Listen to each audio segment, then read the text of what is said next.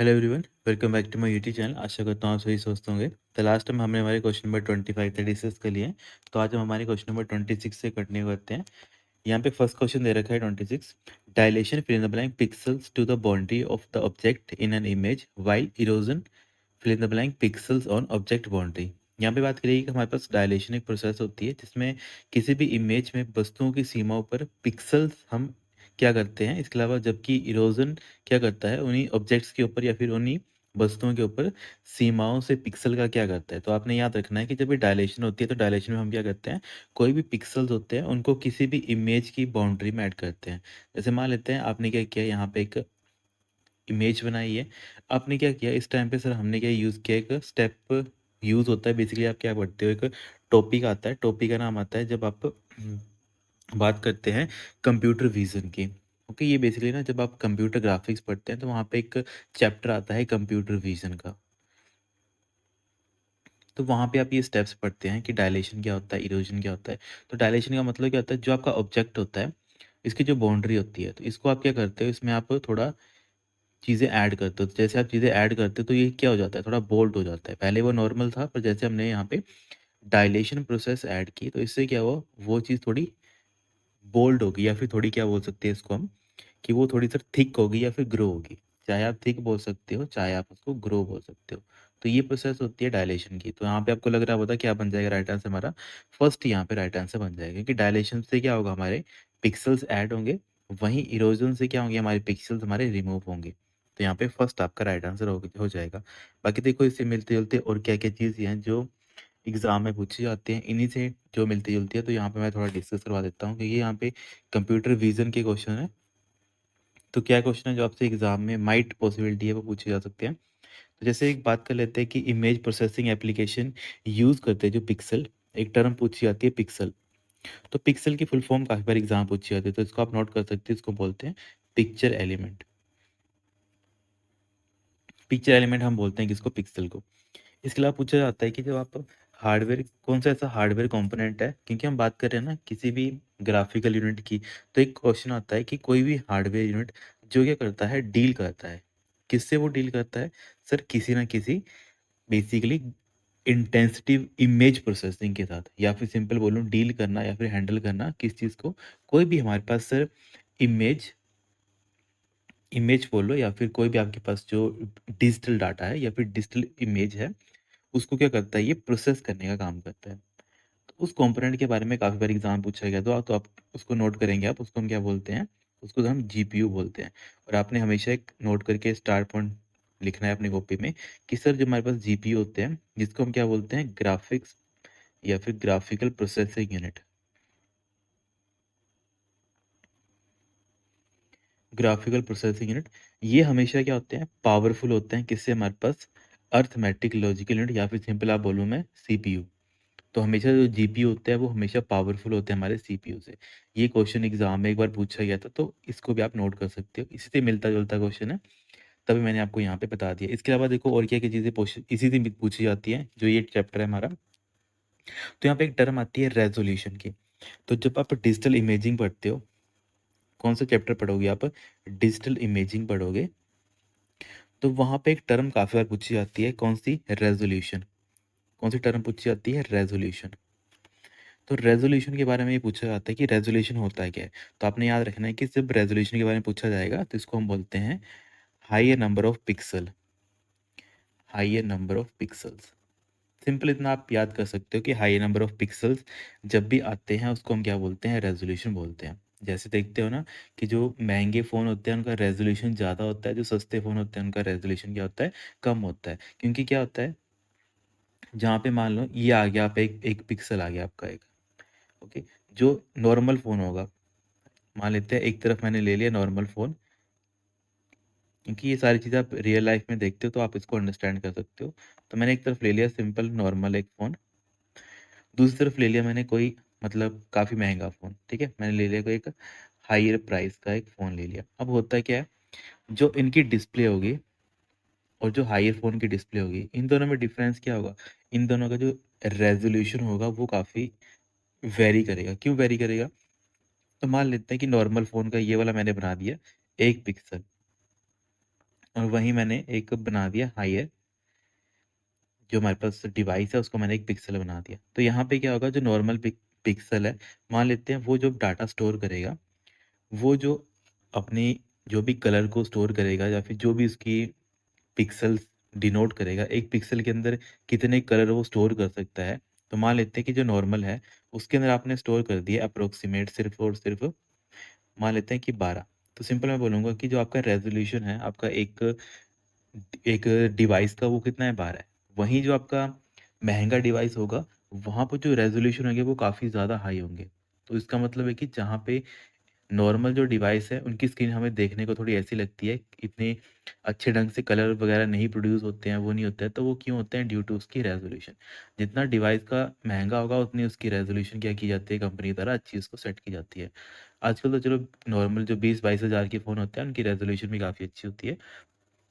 तो ये आपने जो छोटी-छोटी चीज़ें यहाँ पर नोट करनी है कि जब भी रेज़ोल्यूशन की बात आएगी, तो जो नॉर्मल डिवाइस होते हैं, तो उनमें पर पिक्सल जो डाटा स्टोर किया जाता है, वो कम स्टोर किया जाता है, या फिर सिंपल बोलूँ कि हर एक पिक्सल को स्टोर करने के लिए जो एक तरीके से कलर्स होते हैं, वो काफ़ी कम यूटिलाइज़ किए जाते हैं। वहीं जो हमारे पास हायर डिवाइसेज़ होते हैं, वहाँ पे एक ही पिक्सल को दिखाने के लिए वो क्या करते हैं, उसको काफ़ी डिफरेंट वैल्यूज़ के साथ या फिर काफ़ी डिफरेंट कलर्स के साथ वो क्या करते हैं, उसको स्टोर करने का काम करते हैं। इसकी वजह से क्या होता है, जो पिक्सेल्स होते हैं, उसकी वजह से जो आपकी जो रेज़ोल्यूशन है वो बढ़ जाती है ना? जैसे आप कभी डिवाइस लेंगे इन फ्यूचर, तो आप ये छोटी-छोटी चीज़ें हैं जो एग्ज़ाम में इसीलिए पूछी जाती है, ताकि आपको आइडिया रहे कि किस टाइप के जो क्वेश्चंस हैं वो एग्ज़ाम में पूछे जा सकते हैं। जिसका रेज़ोल्यूशन जितना बढ़िया होगा, उतने ही वो इमेज आपको अच्छी लगेगी। जैसे आप एप्पल की फ़ोटो देखी होगी, तो एप्पल की फ़ोटो आपको अच्छी दिखती है क्योंकि उनके रेज़ोल्यूशन काफ़ी अच्छे होते हैं। बाकी इसके अलावा एक और चीज़ पूछी जाती है कि मैंने अभी आपको एक चैप्टर के बारे में बताया, है ना? कंप्यूटर विज़न, तो कंप्यूटर विज़न का क्वेश्चन पूछा जाता है। एक सिंपल सा क्वेश्चन आता है कंप्यूटर विज़न का, कि कंप्यूटर विज़न है वो किससे डील करती है, या फिर जो कंप्यूटर जो विज़न है, वो बेसिकली किससे डील करती है? तो आप बोलेंगे कि सर ये क्या है, बेसिकली एक तो ब्रांच है किस चीज़ की? Branch of AI, artificial intelligence की एक ब्रांच है, जिसका मेन ऑब्जेक्टिव क्या है? इसका मेन ऑब्जेक्टिव है बेसिकली कंप्यूटर्स क्या करते हैं, एक्सट्रैक्ट करते हैं इंफॉर्मेशन किसी भी डिजिटल इमेज से। तो सिंपल आप इसको नोट कर सकते हो कि बेसिकली ये हमारे पास है ब्रांच ऑफ आर्टिफिशियल इंटेलिजेंस, जहाँ पे क्या करते हैं, कंप्यूटर्स किस चीज़ का काम करते हैं, एक्सट्रैक्शन का काम करते हैं। अब एक्सट्रैक्शन मुझे बताने की ज़रूरत तो नहीं पड़ेगी, एक्सट्रैक्शन मतलब आप क्या करते हो, किसी चीज़ को कैप्चर करते हो और कैप्चर करने के बाद उसको एनालाइज़ करते हो। तो एक्सट्रैक्शन में वही चीज़ आ जाती है, एक्सट्रैक्ट करता है किस चीज़ को, इन्फॉर्मेशन को वो एक्सट्रैक्ट करता है। इसके अलावा कहाँ से वो एक्सट्रैक्ट करता है, फ्रॉम, क्योंकि यहाँ पे मैंने क्या लिखा है, कंप्यूटर विज़न, कि कंप्यूटर क्या करता है, देखता है। तो जैसे वो देखेगा तो कहाँ से देखेगा सर, किसी न किसी डिजिटल इमेज से वो देखेगा, फ्रॉम डिजिटल इमेजेस। तो जो ये काम करता है, इस टर्म या फिर इस जो ब्रांच को हम क्या बोलते हैं, कंप्यूटर विज़न बोलते हैं। ये एआई की एक ब्रांच है। जैसे आप देखते हैं ना आजकल जो कैमराज़ होते हैं वो एआई कैमराज़ बन गए हैं, है ना? जैसे क्या होता है कि कोई भी मूवमेंट होती है या फिर कोई भी ऐसी चीज़ होती है जहाँ पे जो यूज़र है या फिर जो मतलब अगर नॉर्मली हम ट्रांसपोर्ट का एग्ज़ाम्पल ले लें, जैसे आप देखते हो हाईवेज़ के ऊपर कैमरा लगे होते हैं। तो वो कैमरा क्या करते हैं, कैमरा आर्ट मतलब आजकल जो मतलब शहरों में क्या किया जा रहा है, जो एआई बेस्ड कैमरा सेटअप वो किए जा रहे हैं, वहाँ पे क्या होता है, एआई ऑटोमेटिकली आपकी स्पीड चेक कर लेता है, उसके बिहाफ पे आपका जो नंबर प्लेट होती है उसका क्या करता है, उसको कैप्चर कर लेता है, कैप्चर करने के बाद आपका जो चालान है उसको ऑटोमेटिकली कट कर देता है। तो वो भी किसका एग्जाम्पल है, तो वो भी हमारे पास कंप्यूटर विजन का ही एग्जाम्पल है तो वो एआई के थ्रू हो रहा है, पर एआई की अपनी ब्रांच होती है, उसको बोलते हैं हम कंप्यूटर विजन, है ना? तो बेसिकली एआई को ट्रेन किया जाता है इन सारी चीज़ें करवाने के लिए। बाकी और क्या चीज़ें हैं जो हम इससे देखते हैं, क्योंकि यहाँ पे ये टर्म आई थी ना, हमने यहाँ पे टर्म पढ़ी कौन-सी? Basically dilation and erosion. तो डायलेशन और इरोज़न से अलावा और भी काफ़ी चीज़ें होती हैं। जैसे क्रॉपिंग का क्वेश्चन पूछा जाता है तो सिंपल है, पर बच्चों को पता नहीं होता है। जैसे क्रॉपिंग का क्वेश्चन पूछा जाता है कि क्रॉपिंग होती क्या है? तो क्रॉपिंग आपने हमेशा याद रखना है, आप क्या करते हो? जैसे मान लेते हो आपकी एक पहाड़ की फ़ोटो है, सपोज़ कर लेते हैं आपकी एक पहाड़ की फ़ोटो है।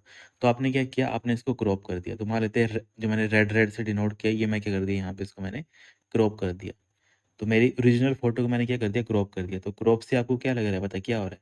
तो आप बोलेंगे सर क्रॉप क्या कर रहा है? क्रॉप हमें रिमूव करके दे रहा है। रिमूव किस चीज़ को कर रहा है?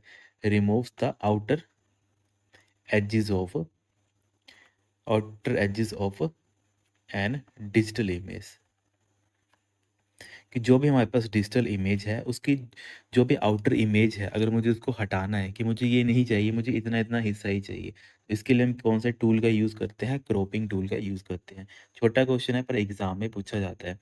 बाकी अगर मैं आपसे पूछूँ कि जो हमारे पास एक टर्म आती है इमेज हिस्टोग्राम, है ना? इमेज हिस्टोग्राम एक टर्म है जो एग्ज़ाम में एक बार पूछी गई थी। एक टर्म आती है आपके पास इमेज हिस्टोग्राम। तो इमेज हिस्टोग्राम किस चीज़ को बताने का काम करती है? तो आप इसको नोट कर सकते हैं कि सर जो हमारे पास इमेज हिस्टोग्राम है, ये क्या काम होता है बेसिकली एक इसको नोट कर लेना अ graphical representation of the tonal distribution.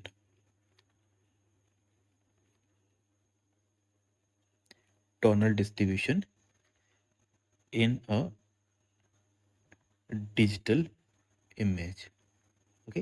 तो क्या करता है बेसिकली हमारे पास जो इमेज हिस्टोग्राम है इसका मेन ऑब्जेक्टिव ही क्या होता है, ये बेसिकली ना एक तरीके से जो भी ग्राफिकल चीज़ें होती हैं उनको आप कैसे रिप्रेजेंट कर रहे हैं, उसमें किस टाइप के कलर्स आप यूज़ कर रहे हैं। क्योंकि आपको ये चीज़ तो पता है कि जब भी आपकी कोई एक फ़ोटो बनती है उसमें क्या होता है बेसिकली जब आप फ़ोटो को कभी ध्यान से देखोगे तो वो क्या होता है, सेट ऑफ टाइनी डॉट्स से मिलकर वो बनी होती है। जैसे आप नॉर्मली देखते हो फ़ोटो को तो वो तब तो वो आपको ठीक ही लगती है, पर जैसे आप उसको ज़ूम करते हो, तो आप देखते हो सर जैसे हम उसको ज़ूम कर रहे हैं, तो वहाँ पे एक छोटे-छोटे बॉक्स बन बन जा रहे हैं।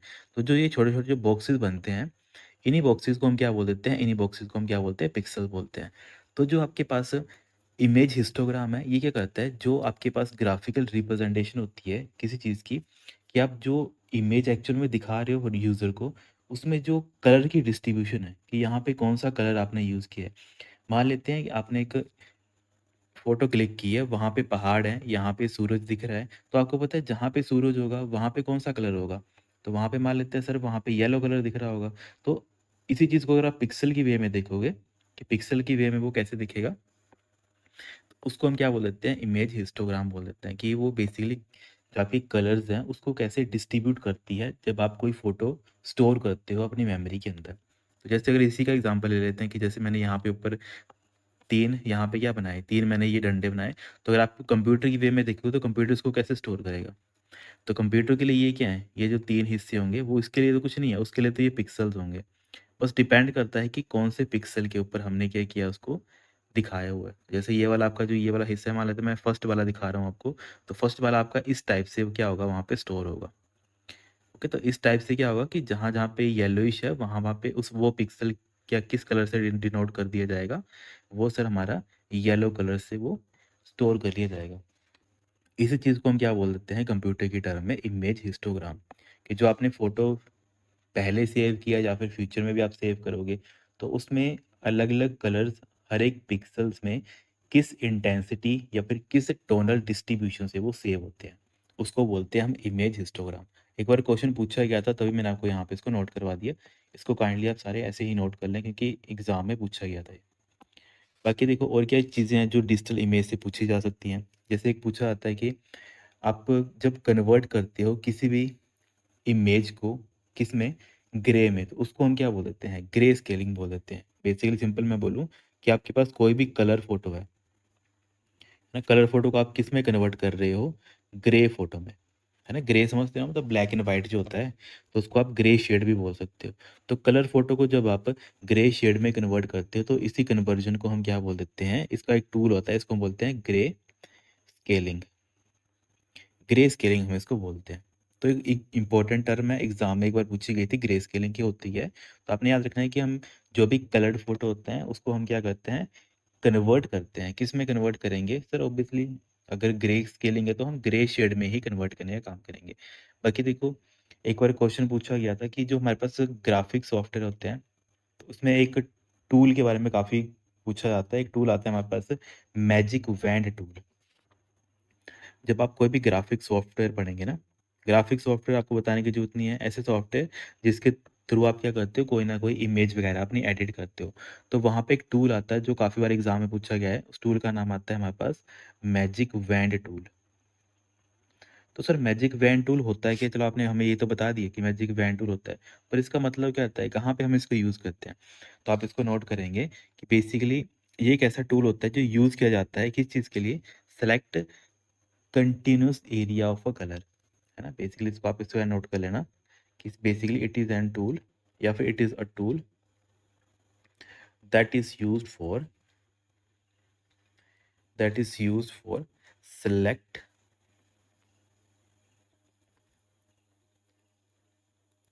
contiguous area of color।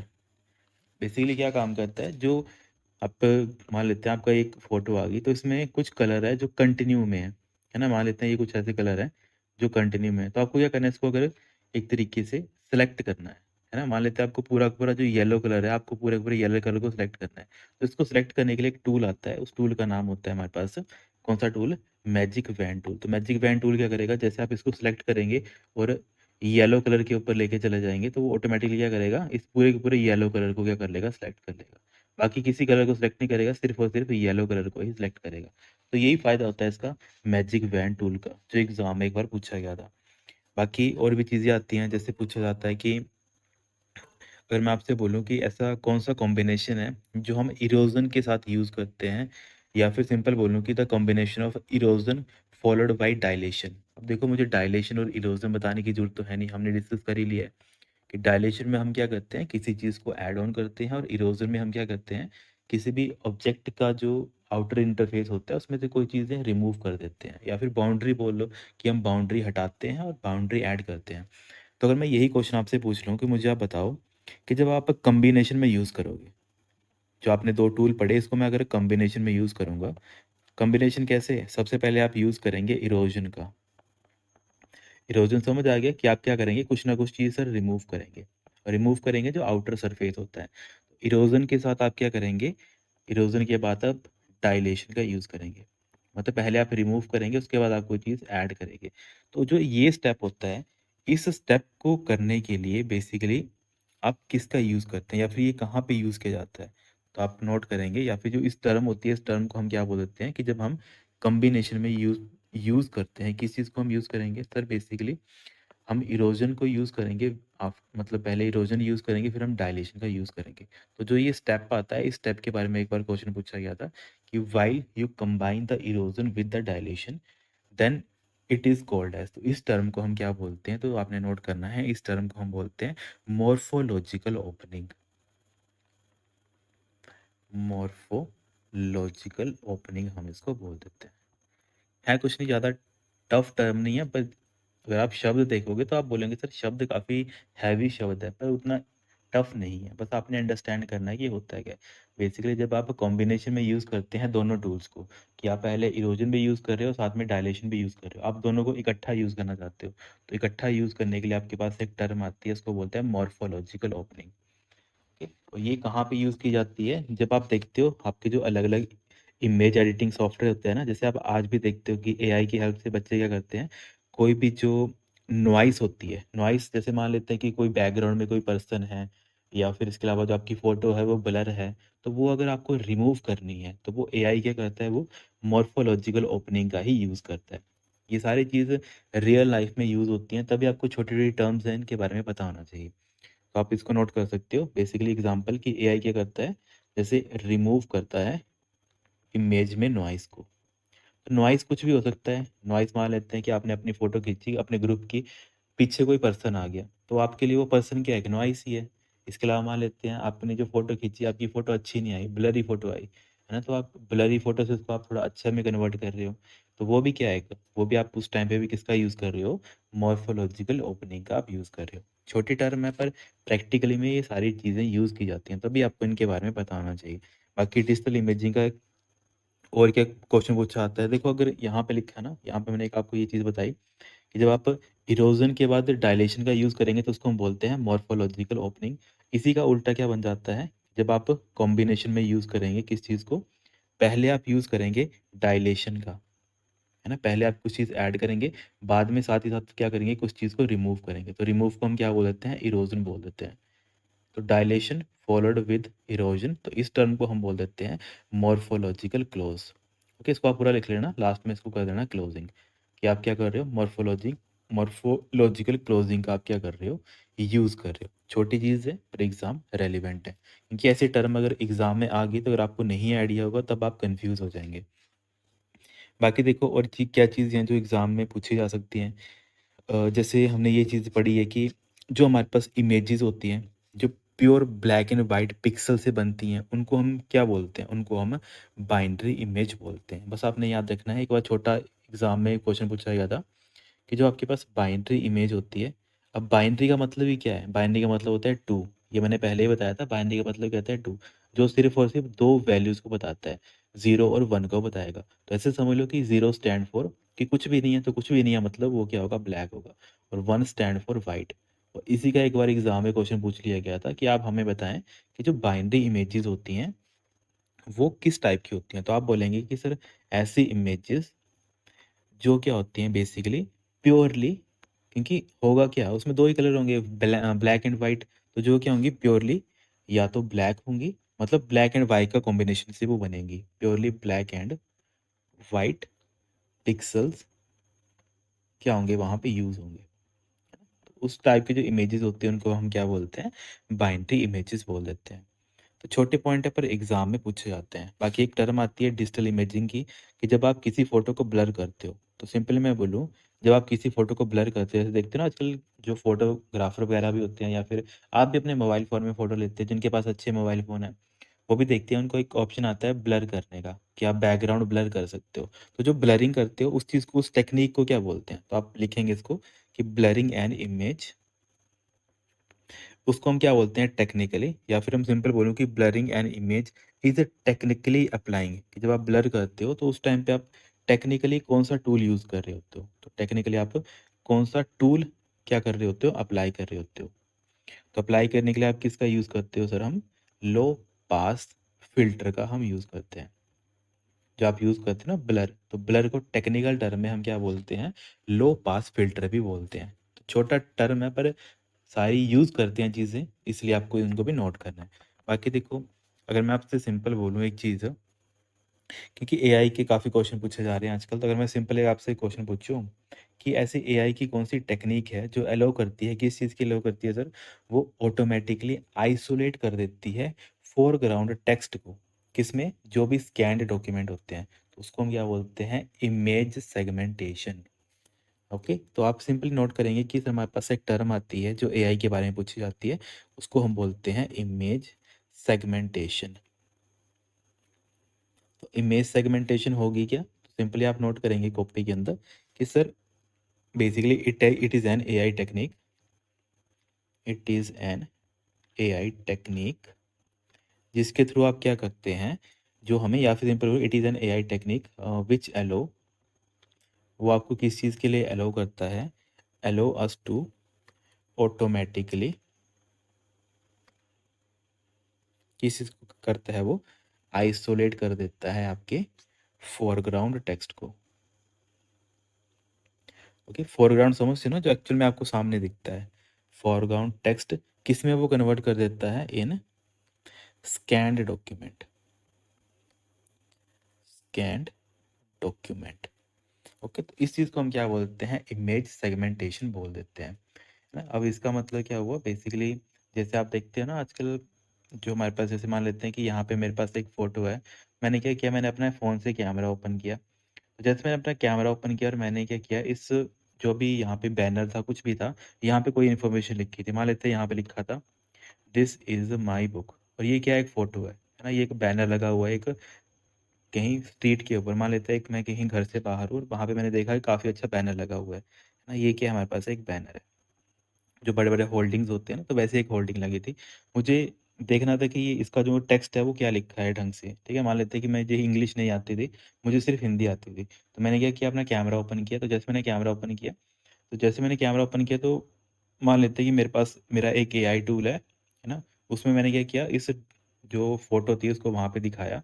जैसे मैंने ये फ़ोटो वहाँ पे दिखाई तो उसने क्या किया मेरे स्क्रीन के ऊपर मुझे ऑटोमैटिकली बता दिया कि ये लिखा था कि ये क्या है, यह मेरी किताब है ना? ये मेरी किताब है। सपोज़ कर लेते हैं ऐसे ही उसने मुझे यहाँ पे बता दिया। तो इसका मतलब क्या है कि जो मेरे कैमरा होगा, कैमरे ने क्या किया, कैमरे ने ऑटोमेटिकली उस चीज़ को कैप्चर किया। कैप्चर करने के बाद उसने ऑटोमेटिकली उसको स्कैन कर लिया, है ना? स्कैन जैसे ही कर लिया, स्कैन होने के बाद अब वो मेरे ऊपर डिपेंड है कि उसको मैं डॉक्यूमेंट फॉर्म में सेव कर लूँ, कॉपी कर लूँ, टेक्स्ट को कुछ भी कर लूँ, या तो मैं क्या कर सकता हूँ, उसको ट्रांसलेट भी कर सकता हूँ। तो जैसे मैंने यहाँ पे सिंपल बोला कि मुझे नहीं पता था क्या मैंने मतलब उस बैनर के ऊपर क्या लिखा हुआ है, तो मैंने उसको क्या किया, उसको विद द हेल्प ऑफ अपना कैमरा, या फिर सिंपली अगर बोलूँ हम तो यूज़ करते हैं गूगल लेंस ऐप। गूगल का हम लेंस ऐप यूज़ करते हैं।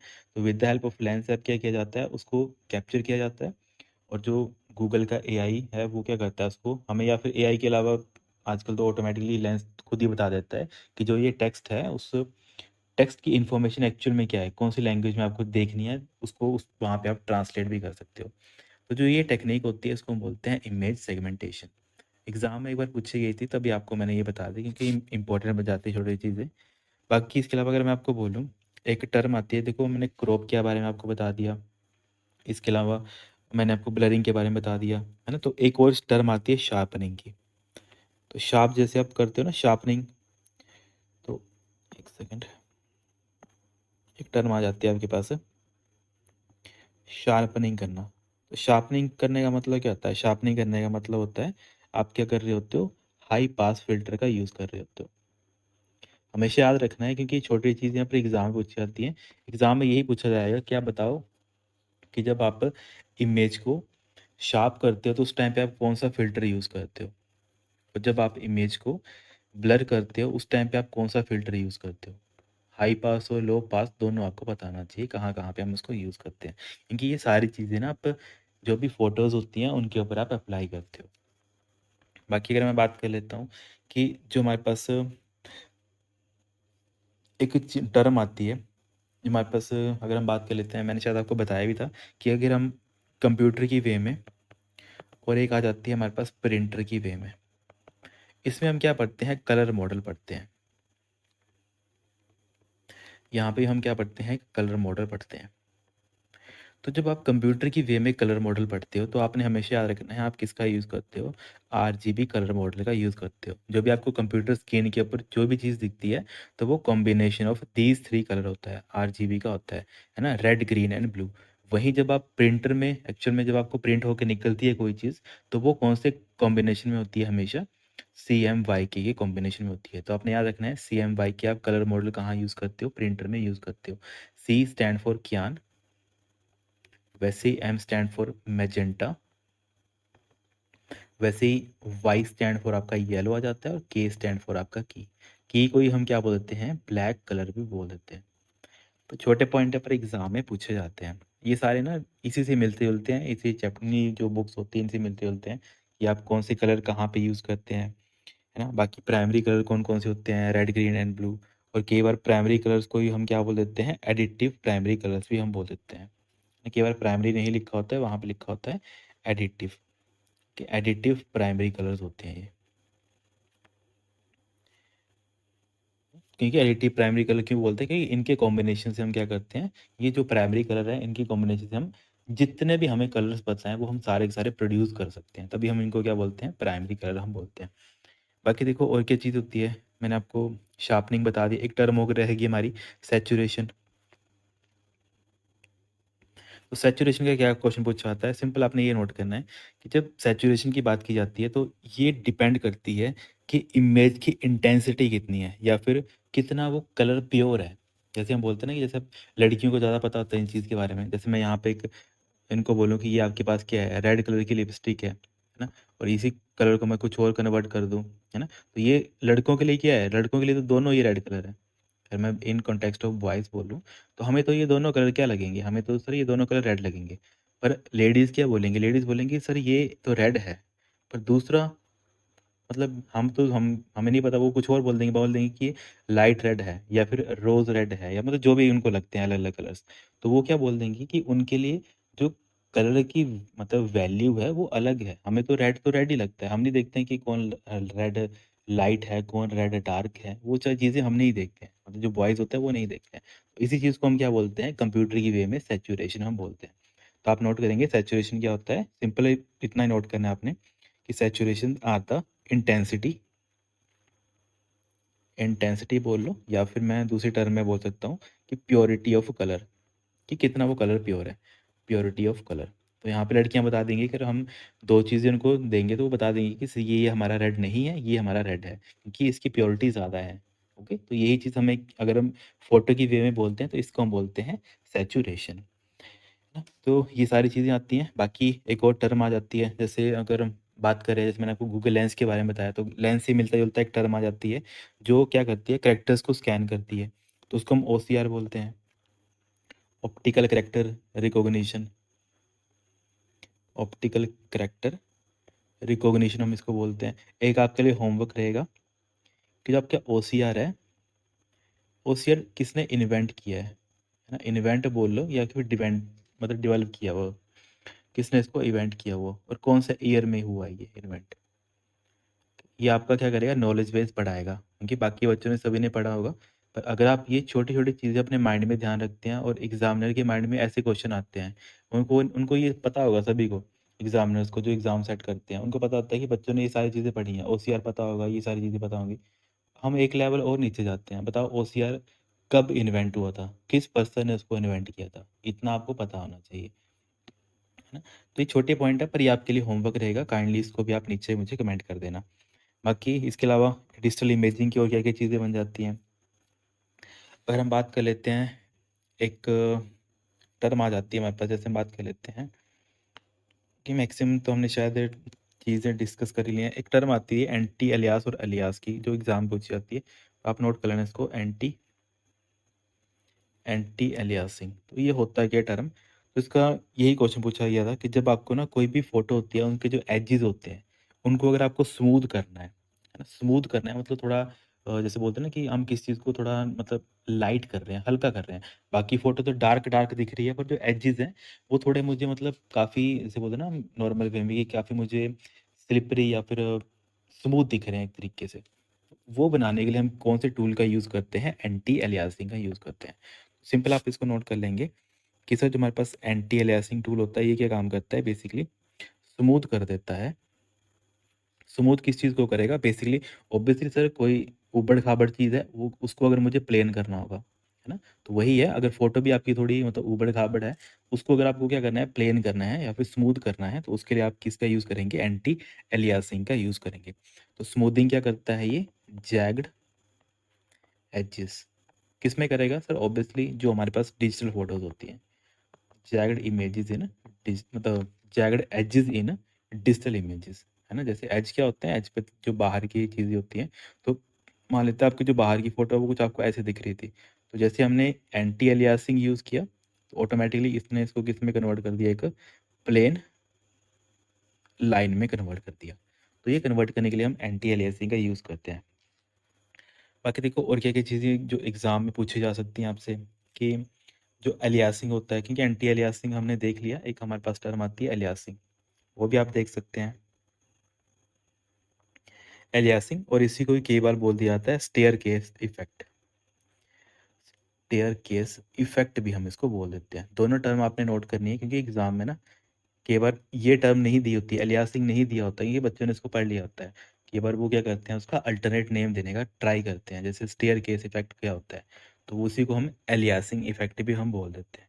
तो ये क्या होता है, जहाँ पे आप क्या करते हो, जो जैग्ड एज होते हैं किसके, किसी भी डायगोनल लाइन के स्क्रीन के, उसको हम क्या बोल देते हैं, स्टेयर केस इफेक्ट बोल देते हैं। जैसे एग्जांपल मैं ले लूँ कि आपकी मान लेते हैं ये आपकी आ गई फोटो, इसमें क्या किया है कि ऐसे करके क्या कर दिया, एक मतलब जैग्ड एज करके वो कर दिया इसको, है ना, जो उसके एज थे उसको क्या कर दिया, जैग्ड की फॉर्म में कन्वर्ट कर दिया। या फिर इसी को हम सम टाइम बोल देते हैं स्टेयर केस इफेक्ट, जैसे मतलब पैडियाँ नहीं होती हैं, तो पैडियों के वे में हम क्या कर देते हैं, फोटो में वो इफेक्ट लगा देते हैं, कि आधी फोटो में कुछ और इफेक्ट और आधी फोटो में कुछ और इफेक्ट। इस चीज़ को हम बोलते हैं एलियासिंग।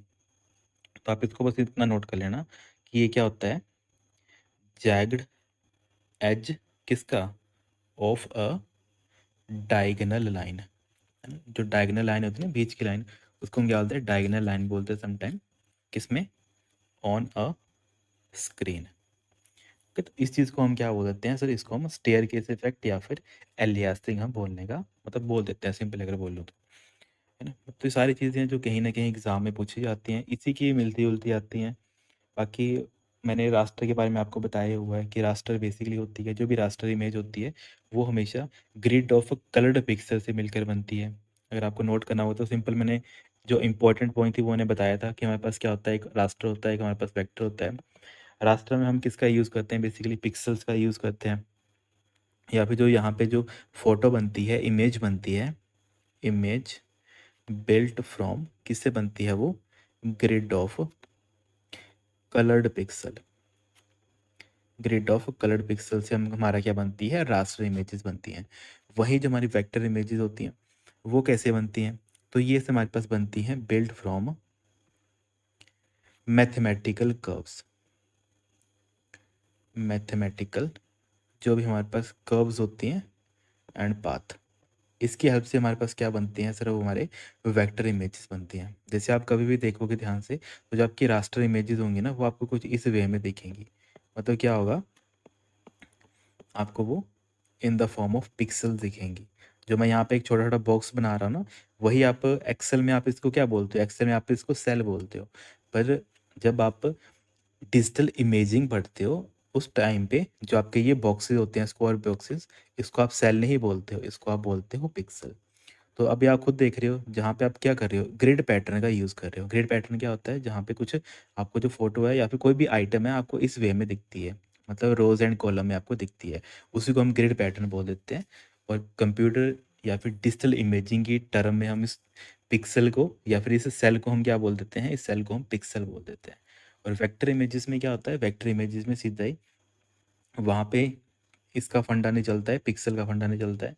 वहाँ पे जैसे आपको डायग्राम बनानी है उसके बिहाफ पे जहाँ जहाँ पे जो आइटम आपको प्रिंट करनी है या फिर जो आप आइटम आपको दिखानी है उसके लिए क्या यूज़ किया जाता है, मैथमेटिकल मॉडल का यूज़ किया जाता है। जो जो पाथ है वो पाथ कहाँ पे आएगा स्क्रीन के ऊपर, उसको कैलकुलेशन की जाती है उसको प्रिंट करने के लिए। तो इस टाइप की जो कैलकुलेशन होती है उनको हम क्या बोलते हैं, वेक्टर इमेजेस बोलते हैं। और दूसरी हमारे पास क्या बन जाती हैं, रास्टर इमेजेस बन जाती हैं। एक बार क्वेश्चन पूछा गया था कि जो हमारे पास वेक्टर इमेजेस होती हैं उनको हम जूम कर सकते हैं।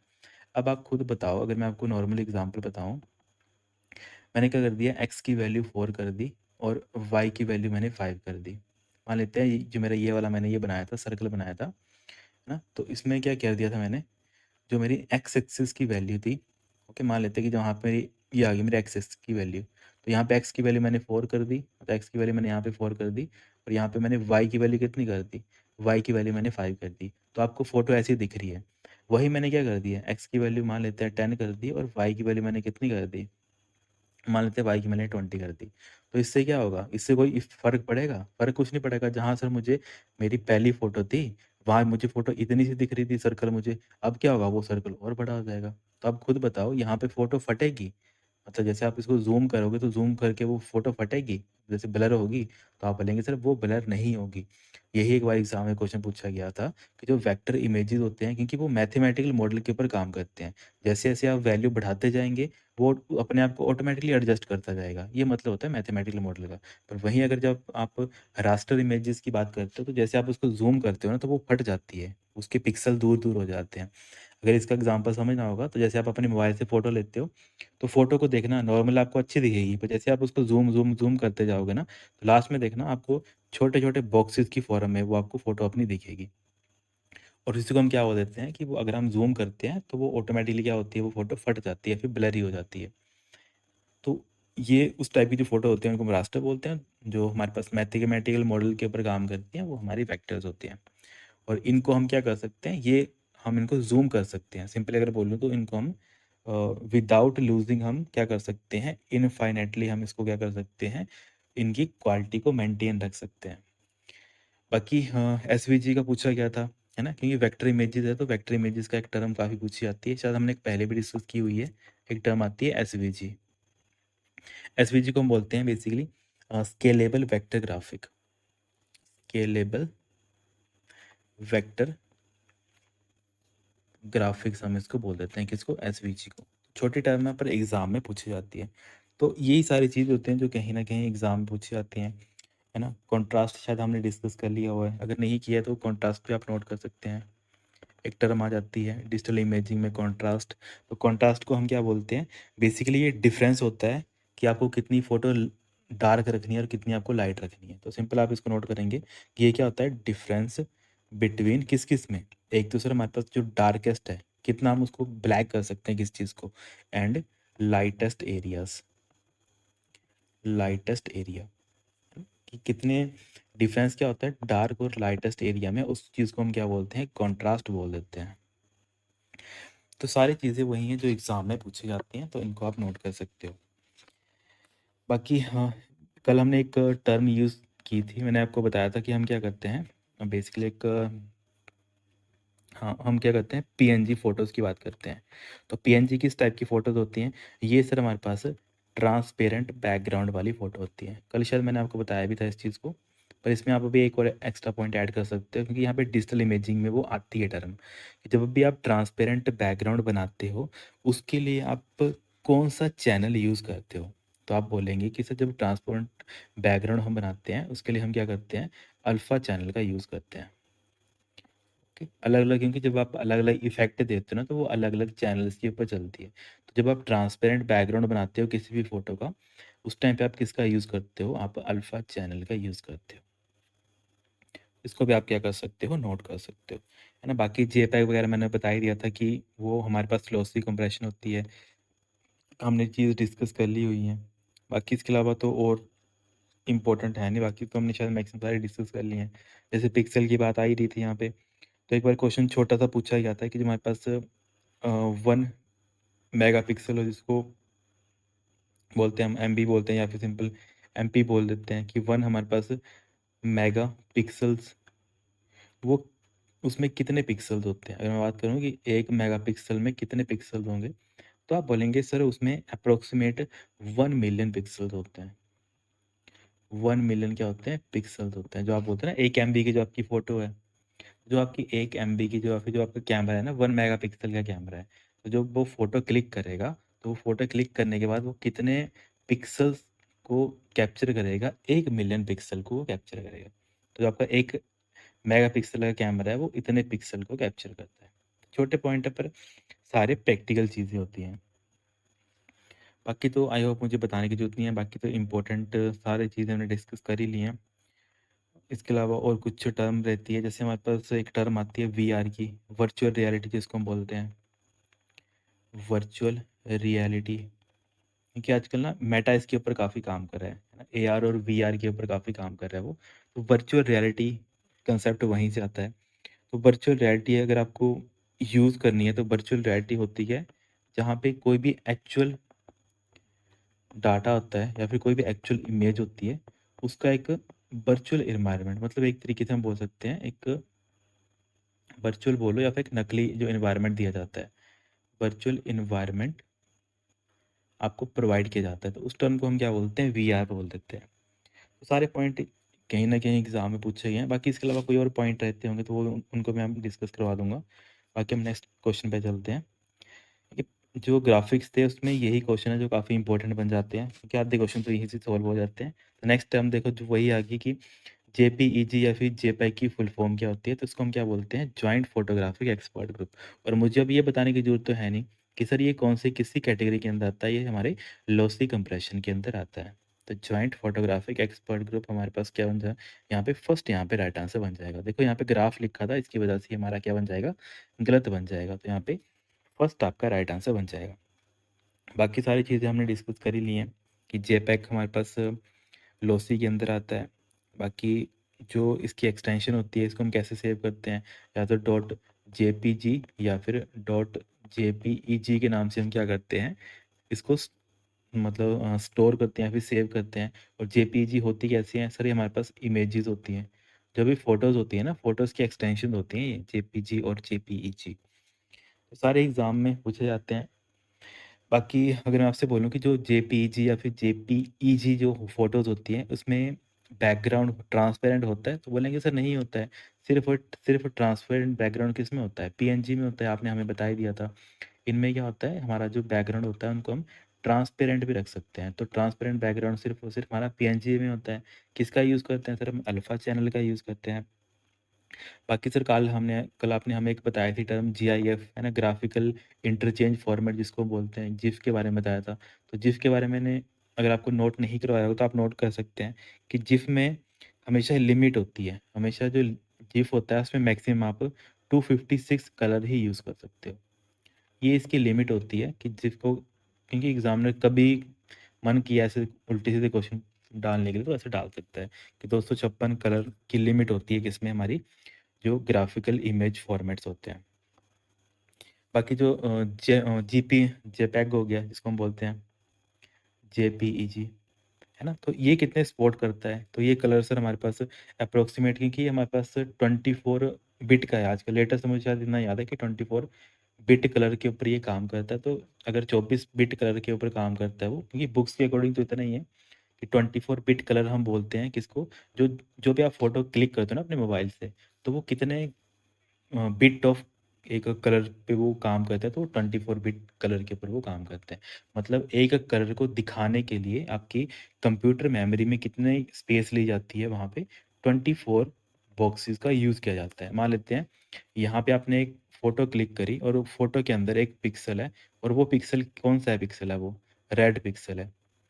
तो इस रेड को स्टोर करने के लिए आपकी कंप्यूटर के अंदर कितने 0 से लेकर 23, तो 0 से लेकर 23 मतलब टोटल कितने हैं? टोटल सर हमारे पास 24 बिट। तो 24 बिट यूज़ किए जाएंगे सिर्फ और सिर्फ किसके लिए? मान लेते हैं कि जो पहला था 00000000 और इसमें आगे आ गया 111 ऐसे करके आ गया कोई नंबर। तो ये जो मान लेते हैं एक 24 बिट का जो आपने एक मेमोरी बनाई है, तो ये किस कलर को बताने का काम करेगी? ये आपकी रेड कलर को बताने का काम करेगी। तो ऐसे ही ग्रीन का अलग होगा, जो भी कलर्स आप सोच सकते हो वो सारे कलर यहाँ पे आ जाएँगे। तो 24 बिट कलर पैटर्न के ऊपर भी काम करता है कौन-सा आपका जिफ। 24 में कितने आ सकते हैं? नियरली अबाउट 16.7 मिलियन के आसपास, है ना? इतने कलर्स आप ऐसे बोल सकते हो कि इतने बेसिकली कलर्स आप यहाँ पे प्रोड्यूस कर सकते हो। तो इतने ज़्यादा कलर आप वैसे तो कहाँ ही यूज़ करेंगे, पर इतने जब भी आप जेपीईजी की फ़ोटो की बात करते हो तो इतने कलर्स आप वहाँ पे उसको दिखा सकते हो आपकी फ़ोटो के अंदर। बाकी देखो और क्या चीज़ें हैं, पीएनजी मैंने बता ही दिया आपको। अगर आपको कल से ये क्वेश्चन पूछा है कि बताओ जो लाइन आर्ट होता है तो उसमें आप कौन-सी फ़ोटो को प्रेफ़र करोगे? जेपीईजी को प्रेफ़र करोगे कि पीएनजी को प्रेफ़र करोगे? तो सिंपल सी बात है कि सर हम पीएनजी को प्रेफ़र करेंगे। पीएनजी को हम प्रेफ़र करेंगे क्योंकि पीएनजी होती क्या है? पीएनजी मान लेते हैं कि मैंने कोई अपना सिंबल बनाना है या फिर कोई अपना लोगो बनाना है, तो लोगो वगैरह हम किसमें बनाते हैं? मैक्सिमम पीएनजी में बनाते हैं। क्योंकि इसमें क्या होता है कि जो भी हमें आर्ट वगैरह होता है, हमें वही दिखाना होता है, उसके पीछे का बैकग्राउंड हमें नहीं दिखाना होता है। तो उसके लिए हम ज़्यादा प्रेफ़र करते हैं पीएनजी की फ़ोटोज़ को। तो ये सारे कुछ पॉइंट बनते हैं, इम्पोर्टेंट है, एग्ज़ाम में पूछे जाते हैं, तो आप इनको नोट कर सकते हैं। बाकी रॉ इमेज के बारे में मैंने बता ही दिया था, अनकम्प्रेस्ड इमेजेज़ होती हैं रॉ हमारी। बाकी बीएमपी मैंने बता ही दिया था, बीएमपी का एक बार शायद जेओआईटी में ही पूछा गया था कि बीएमपी स्टैंड फॉर, तो इसको हम बिटमैप बोल देते हैं। बाकी अगर बात कर लेते हैं कि जो हमारे पास और क्या-क्या चीज़ें हैं जो एग्ज़ाम में पूछी जा सकती हैं। जैसे अगर हम बात कर लेते हैं कि ऐसा, क्योंकि हम फ़ोटो की बात करें तो एक टर्म आती है वीडियोज़ की, एमपीईजी, है ना? ये टर्म किससे रिलेट करती है जब हम वीडियोज़ की बात करते हैं। और जो एमपीईजी है इसकी फुल फॉर्म पूछी जाती है, इसको बोलते हैं हम moving pictures expert group, moving picture experts group हम इसको बोल देते हैं, है ना? और ये किस टाइप का फॉर्मेट आता है? वीडियोज़ का वो फॉर्मेट आता है। जैसे आप देखते हो ना मूवीज़ जो स्टोर करते हो, तो आप देखते हो कि मान लेते हैं कि किसी ने बाहुबली मूवी डाउनलोड कर ली है, तो उसको कैसे दिखेगा वो? बाहुबली डॉट MP4, है ना? MP4 करके जो उसको दिखता है, तो जो ये डॉट MP4 है, ये बेसिकली किसको बताने का काम कर रहा होता है? MPEG को बताने का काम कर रहा होता है। जो ये एक्सटेंशन है, वो MPEG एक्सटेंशन है। इसका 4th वर्ज़न है ये। और MPEG है तो ऑटोमैटिकली जो कंप्यूटर है या फिर कोई भी आपका डिवाइस है, वो उसको समझ आता है कि ये किस टाइप की फ़ाइल है। ये सर हमारे पास वीडियो की फ़ाइल है। तो छोटी-छोटी चीज़ें हैं, इनको आपको इंटर रिलेट करके पढ़ना होता है। बाकी अगर हम बात कर लेते हैं कि और क्या-क्या चीज़ें आ जाती हैं, जैसे एक टर्म आती है EXIF, है ना? जब भी आप फ़ोटो वगैरह स्टोर करते हो, उसमें एक टर्म आती है EXIF डाटा। तो EXIF डाटा क्या होता है? बेसिकली हमारे पास मेटा डाटा होता है, क्योंकि जैसे आप अगर नॉर्मल एग्जांपल लूँ, जैसे आप कोई फ़ोटो वगैरह कैप्चर करते हो ना, अपनी कोई भी फ़ोटो कैप्चर करते हो, जैसे कोई होता है, उन्होंने क्या लिया होता है वहाँ पे, वाटरमार्क लिया होता है कि ये फ़ोटो वन प्लस से ली है या फिर एप्पल से ली है ना? तो इससे क्या होता है, आपको क्या लग रहा है इस फ़ोटो में क्या आता है, कुछ इन्फॉर्मेशन आ जाती है। या फिर इसके अलावा अगर मैं बोल दूँ कि आज से अपने नॉर्मली फ़ोन से फ़ोटो कैप्चर करी, आज कितनी तारीख है, मान लेते हैं आज पहली तारीख है ना? ओके, सॉरी आज 31 तारीख है ना? 31/5/26 आज। तो आप सपोज़ कर लो कि आपने क्या किया, अपना कैमरा ऑन किया और आपने एक फ़ोटो क्लिक कर ली। तो जैसे आप फ़ोटो क्लिक करते हो, तो वहाँ पे आपका फ़ोटो का नाम आ जाता है। मान लेते हैं आ गया एमएच ऐसे-ऐसे करके, फिर वहाँ पे डेट आ जाती है 31/5/2026। तो इसका मतलब क्या है कि आपके फ़ोटो कब क्लिक हुई है, कौन से डिवाइस से क्लिक हुई है, कितने समय पे क्लिक हुई है, वो सारा का सारा डाटा भी ना कहीं न कहीं स्टोर होता है। तो जो अरे अलग-अलग फ़ोटोज़ का जो डाटा स्टोर किया जाता है, उस चीज़ को हम बोलते हैं एक्सआईएफ। उसको आप नोट करेंगे। एक टर्म आती है आपके पास कौन-सी? एक्सिफ। एक्सिफ टर्म हम बोलते हैं। तो सिंपली इसको नोट करेंगे, एक्सिफ डाटा इन जेपीईजी। तो ये क्या स्टोर करता है? तो आप नोट लिखेंगे कि सर ये हमें स्टोर करता है, स्टोर करता है किस चीज़ को? Meta data. Okay, Meta data. अब मेटा डाटा क्या होता है बेसिकली? डाटा अबाउट डाटा, जिसको हम बोलते हैं सिंपल डाटा अबाउट डाटा, कि हम किसी और डाटा के बारे में बताने का काम कर रहे हैं। मेटा डाटा, मेटा डाटा में क्या आ सकता है? लाइक एग्जांपल ले लेते हैं कि कैमरा की सेटिंग्स क्या है, इसके अलावा डेट क्या है, जो मैंने अभी एग्जांपल बताया, इसके अलावा कि आपने वो फ़ोटो कहाँ से ली है ना? तो उसमें आ जाती है लोकेशन। जैसे होता है ना कि पर्सन्स होते हैं वो फ़ोटो वगैरह लेते हैं, उसमें आ जाती है लोकेशन कि ये फ़ोटो आपने इस लोकेशन में ली है। तो वो भी क्या एक तरीके से, वो भी सर हमारे पास एक्सिफ डाटा होता है वो। सारे इंपॉर्टेंट पॉइंट है, क्योंकि आप इनको डेली यूज़ करते हो, पर आपको पता नहीं होता है छोटी-छोटी चीज़ों के बारे में। अब आपको ये सारी चीज़ें अंडरस्टैंड हो जाएँगी। कल से कल को आप फ़ोटो लेंगे, तो उस फ़ोटो में मान लेते हैं आपकी लोकेशन भी दिखा रहा है कि अभी आपने ये फ़ोटो इस लोकेशन पे ली है, उस लोकेशन के बारे में इन्फॉर्मेशन आ जाती है। तो वो सारी चीज़ें कौन-सा डाटा होता है आपका? एक्सिफ डाटा होता है, जो आपकी जेपीईजी जो फ़ोटोज़ होती हैं उनके साथ वो ऑटोमैटिकली बाइंड होता रहता है, फिर स्टोर होता रहता है। आपको वो जैसे आपने उसको बंद भी कर दिया होगा ना, तब भी आपको वो दिखेगा नहीं। मान लेते हैं आपने अपनी सेटिंग में सब चीज़ें ऑफ करके रखी हुई हैं, पर फिर भी बैक एंड पे वो क्या करता रहेगा, आपकी फ़ोटोज़ का जो ये डाटा है, एक्सिफ डाटा, उसको वो स्टोर करता रहेगा, आपकी विदाउट एनी परमिशन, क्योंकि ये डाटा इम्पोर्टेंट होता है। छोटी टर्म है पर इम्पोर्टेंट है, इनको नोट कर लेना। बाकी तो आई होप हमने मैक्सिमम सारी चीज़ें डिस्कस कर ही ली हैं। बाकी तो लगता नहीं है इसमें, बाकी हमने मैक्सिमम सारी चीज़ें डिस्कस कर ली हैं, तो हम नेक्स्ट क्वेश्चन पे चलते हैं। नेक्स्ट क्वेश्चन हमारे पास है, which of the following is a peripheral device. हमें बात करें कि कौन सा पेरिफेरल डिवाइस है, तो मैंने क्या चीज़ बताई है कि पेरिफेरल डिवाइसेस होते कौन है, जिनको आप बाहर से क्या करते हो, अपने सीपीयू के साथ ऐड करते हो। मैं नॉर्मली बोलूँ, ये आ गया आपका सीपीयू। और सीपीयू के साथ आप क्या क्या चीज़ें ऐड करते हो? सर सीपीयू के साथ हम बाहर से अपना मॉनिटर भी लगा देते हैं, है ना? इसके अलावा इसके ऊपर हम अपना माउस भी लगा देते हैं। इसके अलावा इसके ऊपर हम अपना कीबोर्ड भी लगा देते हैं। इसके ऊपर सर हम बाहर, मुझे गाने सुनने पसंद है तो मैं अपना स्पीकर भी लगा देता हूँ। अच्छा सर, मुझे गाने रिकॉर्ड भी करने हैं, तो उसके लिए सर आप माइक भी लगा सकते हो।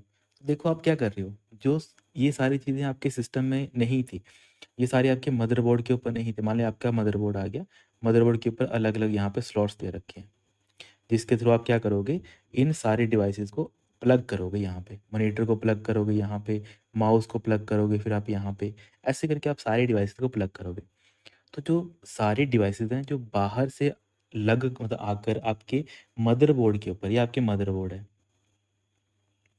मदरबोर्ड के ऊपर आप क्या कर रहे हो, उसको लगा रहे हो, उन डिवाइसेस को क्या बोलते हैं, पेरिफेरल डिवाइसेस बोलते हैं। तभी मैंने आपको ये चीज़ समझाई कि कल को एग्जामिनर जैसा मर्जी क्वेश्चन आपको डाल दे, बस आपको ये चीज़ ध्यान रखनी है कि अगर कोई डिवाइस बाहर से आपके सिस्टम के ऊपर ऐड ऑन हो रहा है, तो वो हमेशा कौन सी डिवाइसेस होते हैं, पेरिफेरल डिवाइसेस होते हैं। तो इसके वे में आप मुझे खुद बताओ कि ऐसा कौन-सा डिवाइस है जो आप बाहर से लगाएँगे? तो सर यहाँ पे प्रिंटर है जो हम बाहर से लगाते हैं, है ना? सीपीयू के यहाँ तो होता नहीं है, ऐसे यहाँ पे मैंने माउस एग्ज़ाम्पल लिया, कीबोर्ड लिया, मॉनिटर लिया, तो वैसे हम वो भी तो लगाते हैं, प्रिंटर भी तो लगाते हैं अपने सिस्टम के साथ बाहर से। होती है एक तार होती है ना प्रिंटर की तार होती है, वो आप लगाती है सिस्टम के साथ। तो प्रिंटर भी किस टाइप का एग्ज़ाम्पल हो गया हमारे पास है, पेरिफेरल डिवाइस का एग्ज़ाम्पल हो गया। तो छोटी टर्म है, पर आपको अंडरस्टैंड करनी होती है ये सारी चीज़ें। बाकी इनपुट आउटपुट की हमने मैक्सिमम चीज़ें कवर कर ही ली हैं, है ना? इसके अलावा एक छोटी टर्म आती है पीएनपी, जिसको हम बोलते हैं प्लग एंड प्ले, है ना। काफ़ी बार छोटी एग्जाम पूछा जाता है, पीएनपी की फुल फॉर्म क्या होती है, प्लग एंड प्ले, इसको बोलते हैं plug and play. Okay, plug and play का मतलब क्या होता है कि ऑपरेटिंग सिस्टम ना ऑटोमेटिकली रिकॉग्नाइज कर लेता है किस चीज़ की, कॉन्फ़िगरेशन ऑफ पेरिफेरल। जैसे होता है ना, जैसे आप इसका अगर आपको एग्जांपल समझना है तो आप इसको ऐसे समझ लो। जब ऑपरेटिंग सिस्टम दो तरीके से समझता है, एक समझता है वो पीएनपी, दूसरा वो अंडरस्टैंड करता है जब आप क्या करते हो, उसके ड्राइवर इंस्टॉल करते हो, है ना। अब ड्राइवर क्या होता है सर, ड्राइवर भी हमारे पास सिस्टम सॉफ्टवेयर ही होते हैं, है ना। इनको भी हम क्या बोल देते हैं, सिस्टम सॉफ्टवेयर ही बोल देते हैं। होता है क्या है, ड्राइवर किसके होंगे, जैसे आपने क्या किया, मान लेते हैं आपने मार्केट से एक प्रिंटर लेकर आ गए, आपको आपने बोला सर मैं प्रिंटर ले आया हूँ, अब ये आ गया आपका सीपीयू। आपने क्या किया, सीधा सीपीयू के साथ इसको लगा दिया, आपने इसको लगा दिया, फिर आप बोले सर मेरा प्रिंटर चल नहीं रहा है, मेरे प्रिंटर में दिक्कत है। तो बेटा वो प्रिंटर चलेगा कैसे, आपने अपने सीपीयू को तो बताया ही नहीं कि वो काम कैसे करता है। सीपीयू को कैसे पता होगा, सीपीयू अंतर्यामी थोड़ी ना है कि उसको पता लग जाएगा कि प्रिंटर कैसे काम करता है, कि जो ये आप प्रिंटर लेकर आए हो ये कैसे काम करता है, मुझे इसको कैसे कमांड देनी है, इसको कैसे लगेगा पता। इसके लिए क्या करना पड़ता है, जो भी डिवाइस होता है, जो भी बाहर से आप डिवाइस लेकर आते हो, इसके आपको डिवाइस ड्राइवर्स भी दिए जाते हैं। या तो आप ऑनलाइन भी इंस्टॉल कर सकते हो, या फिर कई बार जो मैन्युफैक्चरर्स होते हैं, जो प्रिंटर के मैन्युफैक्चरर्स होते हैं, वो क्या करते हैं ऑटोमेटिकली, जैसे आप सिस्टम प्लग करते हो अपने सीपीयू के साथ, तो वो ड्राइवर्स को ऑटोमेटिकली भेज देते हैं सीपीयू के पास, ताकि सीपीयू उसको ऑटोमेटिकली इंस्टॉल कर पाए। तो जैसे ही जब तक डिवाइस ड्राइवर आपके सीपीयू के पास इंस्टॉल नहीं होंगे, मतलब सीपीयू बोलने का मतलब है कि जब तक डिवाइस ड्राइवर आपके ऑपरेटिंग सिस्टम को पता नहीं होंगे, तब तक आपका डिवाइस किसी काम का नहीं है। सिंपली बोलने का ये मतलब है। जैसे आपने इसको बता दिया, आपने डिवाइस ड्राइवर इंस्टॉल कर दिए, तब आपका प्रिंटर आप जैसे मर्जी यूज़ करो। फिर आपको वो बता भी देगा कि आपके जो कंप्यूटर है उसमें आपको बता देगा कि आपके पास एक प्रिंटर है, मान लेते हैं एचपी का प्रिंटर है, तो बता देगा एचपी का ये प्रिंटर है, अभी वो एक्टिव है, तो आप जो भी कमांड देनी है प्रिंट करने की वो आप यहाँ पे दे सकते हो। तो ऐसे करके जो डिवाइस ड्राइवर है वो काम करते हैं। ये तो आ गया नॉर्मल वे। जो मैक्सिमम नए हम अलग अलग डिवाइसेस लेकर आते हैं, उनको क्या करना पड़ता है, उनके डिवाइस ड्राइवर्स को भी क्या करना पड़ता है, ऑटोमेटिकली इंस्टॉल करना पड़ता है। कई बार मैंने बता ही दिया, कई बार उनको मैनुअली करना पड़ता है, और कई बार जो एक तरीके से मैन्युफैक्चरर्स होते हैं वो ऑटोमेटिकली, जैसे आप प्लग इन करते हो तो ऑटोमेटिकली जो हमारा सिस्टम होता है उसको डिटेक्ट करके उसके डिवाइस ड्राइवर ऑटोमेटिकली हमारे सिस्टम पे बैकग्राउंड में क्या कर लेता है, इंस्टॉल कर लेता है। दूसरे हमारे पास आते हैं पीएनपी, जिसको हम बोलते हैं प्लग एंड प्ले। अब प्लग एंड प्ले क्या हो गया, जैसे मान लेते हैं यूएसबी आ गया। यूएसबी क्या है, एग्जाम्पल प्लग एंड प्ले का ही ना। आप क्या करते हो, आपका ये सीपीयू आ गया, सीपीयू में एक पोर्ट दे रखा है, कौन सा, यूएसबी का पोर्ट। आप क्या करते हो, अपना यूएसबी पेन ड्राइव लेकर आते हो और पेन ड्राइव लगा देते हो सीधा पोर्ट के अंदर। जैसे पोर्ट के अंदर लगा देते हो तो वहाँ पे आपकी मेमोरी वहाँ पे दिख जाती है कि आपकी यूएसबी है, और इसमें आपको जो काम करना है वो आप कर लो, है ना। तो इसमें आप कुछ ड्राइवर थोड़ा ना इंस्टॉल कर रहे हो। आपने यहाँ पे, मैंने ये थोड़ा बोला कि आप यहाँ पे इसको समझाने के लिए या फिर इसको करने के लिए आप सिंपल एक अलग से ड्राइवर इंस्टॉल करो। तो मुझे, मतलब मान लेते हैं कि मेरे पास 10 पेन ड्राइव है, तो मुझे 10 बार फिर क्या ये करना पड़ेगा, उसके driver install, driver install, driver install, है ना। तो कुछ ऐसे डिवाइस होते हैं जो प्लग एंड प्ले करते हैं, मतलब सिंपल आप उसको लगाओ, जो ऑपरेटिंग सिस्टम है उसको ऑटोमेटिकली समझ लेता है कि ये क्या, इसका क्या मैकेनिज्म है, और ये कैसे काम करता है ना। जैसे यूएसबी आ गया, यूएसबी की एक मेमोरी है, उसको पता है एक टाइप की मेमोरी है, और जब इस मेमोरी का काम होगा तो उसको यूज़र जब लगाएगा तो ऑटोमेटिकली मुझे उसको दिखाना है, और उसको जो भी ऑपरेशन उसको करना है वो उसके लिए परमिशन मुझे देनी है, और जब उसको निकाल लेगा तो उसको बाहर निकाल लो। तो ये कुछ डिवाइसेस होते हैं प्लग एंड प्ले। तो ज़्यादा नहीं आपने उसमें कन्फ्यूज़ होना है, बस ये नोट कर लेना सिंपल सा कि बेसिकली होता क्या है कि जब हम प्लग एंड प्ले की बात करते हैं तो हमारे जो ऑपरेटिंग सिस्टम होते हैं वो क्या करते हैं, ऑटोमेटिकली रिकॉग्नाइज कर लेता है किस चीज़ को, एक तो रिकॉग्नाइज कर लेता है एंड कन्फिगर कर लेता है ऑटोमेटिकली, क्योंकि टेक्निकल टर्म है जो एग्जाम में आपसे पूछी जाती हैं। रिकॉग्नाइज, कन्फिगर, ऐसे ही करके टर्म पूछते हैं एग्जामिनर। कन्फिगर था, किस चीज़ को कन्फिगर करेगा बेटा, पेरिफेरल को। अब समझ गया मैं यहाँ पे पेरिफेरल क्यों लिख रहा हूँ, यहाँ पे मैं यूएसबी क्यों नहीं लिख रहा हूँ, एग्जाम्पल आ गया यूएसबी, एग्जाम्पल तो यूएसबी आ गया, पर मैं टर्म यूज़ कर रहा हूँ पेरिफेरल, क्योंकि हम क्वेश्चन किसका पढ़ रहे हैं, हम क्वेश्चन पढ़ रहे हैं पेरिफेरल डिवाइस का। तो ऐसे डिवाइस जो हम बाहर से अपने सिस्टम के मतलब कि सिस्टम के ऊपर हम क्या करते हैं, अटैच करते हैं या फिर लगाते हैं, उनको हम क्या बोलते हैं, पेरिफेरल डिवाइसेस हम बोलते हैं। तो ये सारे छोटे छोटे पॉइंट्स आते हैं जो एग्जाम पूछे जाते हैं। ठीक है, मैंने एक टर्म यूज़ की है यूएसबी। तो यूएसबी से पहले ना एक पोर्ट काफ़ी बार यूज़ किया जाता था प्रिंटर के साथ। आजकल तो हम पता है यूएसबी हम यूज़ करते हैं प्रिंटर के लिए, कॉमन पोर्ट हो गया है। पर यूएसबी से ना पहले हम कौन सा पोर्ट यूज़ करते थे, तो आपने याद रखना है यूएसबी से पहले हम पैरेलल पोर्ट यूज़ करते थे। पैरेलल पोर्ट मैंने आपको बताया था एलपीटी, है ना, जिसको काफ़ी बच्चों ने कमेंट भी किया था उसके बारे में। तो अच्छा लगता है जैसे आप कमेंट करते हो।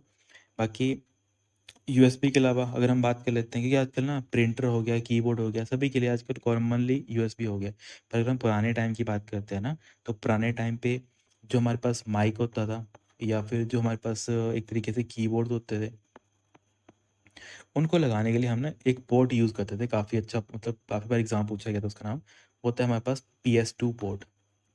ये आपने नोट कर लेना, जो ऐसी चीज़ें होती है ना जो कहीं बुक्स में नहीं दी होती है, इनको आप अलग से ऐसे कॉपी पे नोट करेंगे कि mic and keyboard are the ports, मतलब माइक और कीबोर्ड को आजकल तो हम यूएसबी सर यूज़ करते हैं, पर यूएसबी से पहले कौन सा पोर्ट था जो हम माइक और कीबोर्ड के लिए यूज़ करते थे, तो वो हमारे आ जाता है PS2 पोर्ट। छोटी छोटी चीज़ यहाँ पर एग्जाम में सारी रेलिवेंट बन जाती हैं। ये सारी चीज़ें हैं, इनको आप क्या करेंगे, नोट कर लेंगे अपनी कॉपी के अंदर। बाकी देखो अगर और कोई चीज़ें रह गई हैं हमें तो उनको हम बाद में देख लेंगे, बाकी मुझे लगता नहीं, हमें मैक्सिमम चीज़ें हमने कवर कर ली हैं। तो हम नेक्स्ट क्वेश्चन पे चलते हैं। नेक्स्ट क्वेश्चन हमारे पास था, राउटर इज अ फिजिकल और a virtual fill in the blank device that design या फिर design to receive analyze and forward data packets between computer network. तो बेसिकली राउटर किस टाइप का डिवाइस आ जाता है सर, हमारे पास एक नेटवर्किंग डिवाइस आ जाता है। और कौन सी लेयर के ऊपर काम करता है राउटर हमारा, सर ये हमारे पास, जब हम बात कर लेते हैं OSI मॉडल की, तो OSI में हमारे पास एक लेयर आती है, कौन सी लेयर आती है हमारे पास बेटा, नेटवर्क लेयर। और नेटवर्क लेयर कौन से नंबर पे आती है, तो सर ये हमारे पास नंबर 3rd पे आ जाती है ना, 3rd लेयर आ जाती है किसकी, OSI मॉडल की। तो नेटवर्क लेयर में हम एक डिवाइस पढ़ते हैं, उस डिवाइस का नाम होता है राउटर। और राउटर क्या करता है सर, हमें मतलब छोटा रास्ता देने का काम करता है। जैसे मान लो कि ये आपका आगे घर, मान लो ये सपोज कर लो आपका आगे घर। अब आपको घर को जाने के लिए दो रास्ते हैं। एक रास्ता है जिसमें आपको 5 मिनट लगेंगे, एक रास्ता है जो घूम घाम के मान लेते हैं आपको लगेंगे 25 मिनट, और आप अभी यहाँ पे हो, है ना। अब जब आपको घर जल्दी जाना होता है, मान लेते हैं आपकी मम्मा ने आपको बोला कि बेटा जल्दी आ जाओ, आज आज घर जल्दी आना है, तो आप क्या करेंगे सर, हम तो शॉर्ट पर रहेंगे, जल्दी हम 5 मिनट में घर पहुंच जाएंगे, है ना। तो राउटर भी क्या है, बेसिकली आपका मम्मी की तरह काम करता है। वो बोलता है कि आपको जल्दी आना है, जहाँ पे आपको डाटा भेजना है आपको जल्दी भेजना है ना। तो राउटर क्या करता है, वो देखता है, जैसे मान लेते हैं यहाँ पे एक राउटर लगा है, तो पीछे से आपने कोई मैसेज भेजा, मान लेते हैं इस राउटर के पास आया, ओके। इस राउटर ने देखा कि मुझे अगर आपके पास कोई डाटा भेजना है, मेरे पास दो तरीके हैं, एक तो मैं आपको लंबे रास्ते से भेज दूँ, तो लंबे रास्ते से टाइम लग जाएगा। दूसरा क्या करना है कि मैं आपको शॉर्ट रास्ते से भेजूँ। राउटर क्या करता है, हमेशा आपको शॉर्ट रास्ते से जो भी आपका इन्फॉर्मेशन होती है या फिर जो भी आपका मैसेज होता है उसको छोटे रास्ते से भेजने का काम करता है। और यही एग्जाम में पूछा गया था कि ऐसा कौन सा नेटवर्किंग डिवाइस है जो आपको शॉर्टेस्ट पाथ देता है, शॉर्टेस्ट पाथ देता है किस किस के बीच में, बिटवीन वेरियस नोड्स, है ना, नोड्स बोल लो या फिर वेरियस राउटर्स बोल लो या फिर वेरियस डिवाइसेस या फिर नेटवर्क डिवाइसेस। जो भी एग्जाम में पूछा जाएगा आपको सभी चीज़ें पता होनी चाहिए कि बेसिकली काम क्या करता है, मेन कीवर्ड बस यही है, शॉर्टेस्ट पाथ देने का काम करता है ना। बिटवीन कैसे, या तो वेरियस नोड्स होगा, या तो दो राउटर्स होंगे उनके बीच में, या तो दो डिवाइसेस होंगे उनके बीच में, या तो दो नेटवर्क डिवाइसेस होंगे उनके बीच में, या फिर एक और टर्म आप लिखेंगे, between source to destination, source to destination. जो चीज़ें मैं अलग हाईलाइट करके लिखता हूँ ना, इनको तो आपने हमेशा ही स्टार मार करके नोट करना है। बाकी राउटर के बारे में आपको इतनी इन्फॉर्मेशन बहुत है, 3rd लेयर के ऊपर काम करती है, नेटवर्किंग लेयर के ऊपर वो काम करती है बेसिकली, ये भी सारी चीज़ें पूछी जाती हैं। बाकी एक बार एक क्वेश्चन पूछा गया था कि ऐसा कौन सा डिवाइस है जो कनेक्ट करता है आपके होम नेटवर्क को किससे? आपकी आईएसपी के साथ।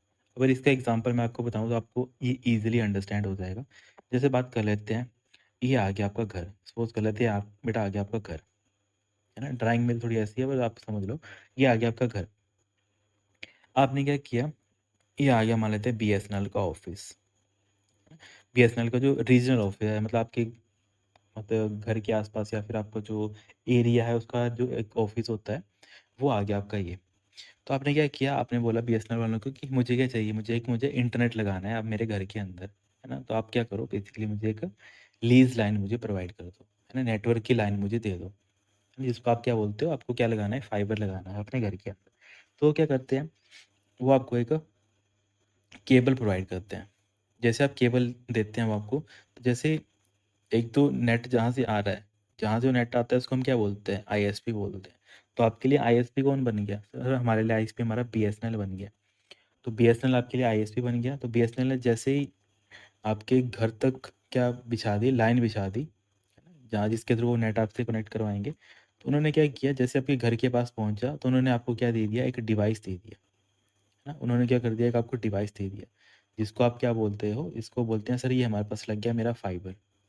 आप इसको फाइबर बोलते हो, पर टेक्निकल टर्म में ये क्या होता है, आपका राउटर होता है।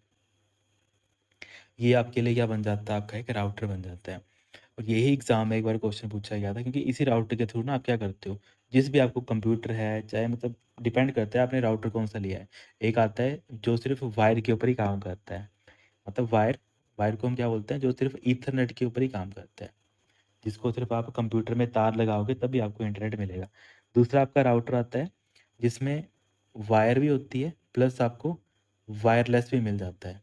अब वायरलेस मुझे बताने की ज़रूरत नहीं है, वायरलेस क्या होता है? जो इसको आप वाई-फाई बोलते हो। एक तो आपको लैन के थ्रू भी नेटवर्क मिल जाएगा यहाँ पे, दूसरा आपको किस में मिल जाएगा, वाई-फाई के थ्रू भी नेटवर्क मिल जाएगा।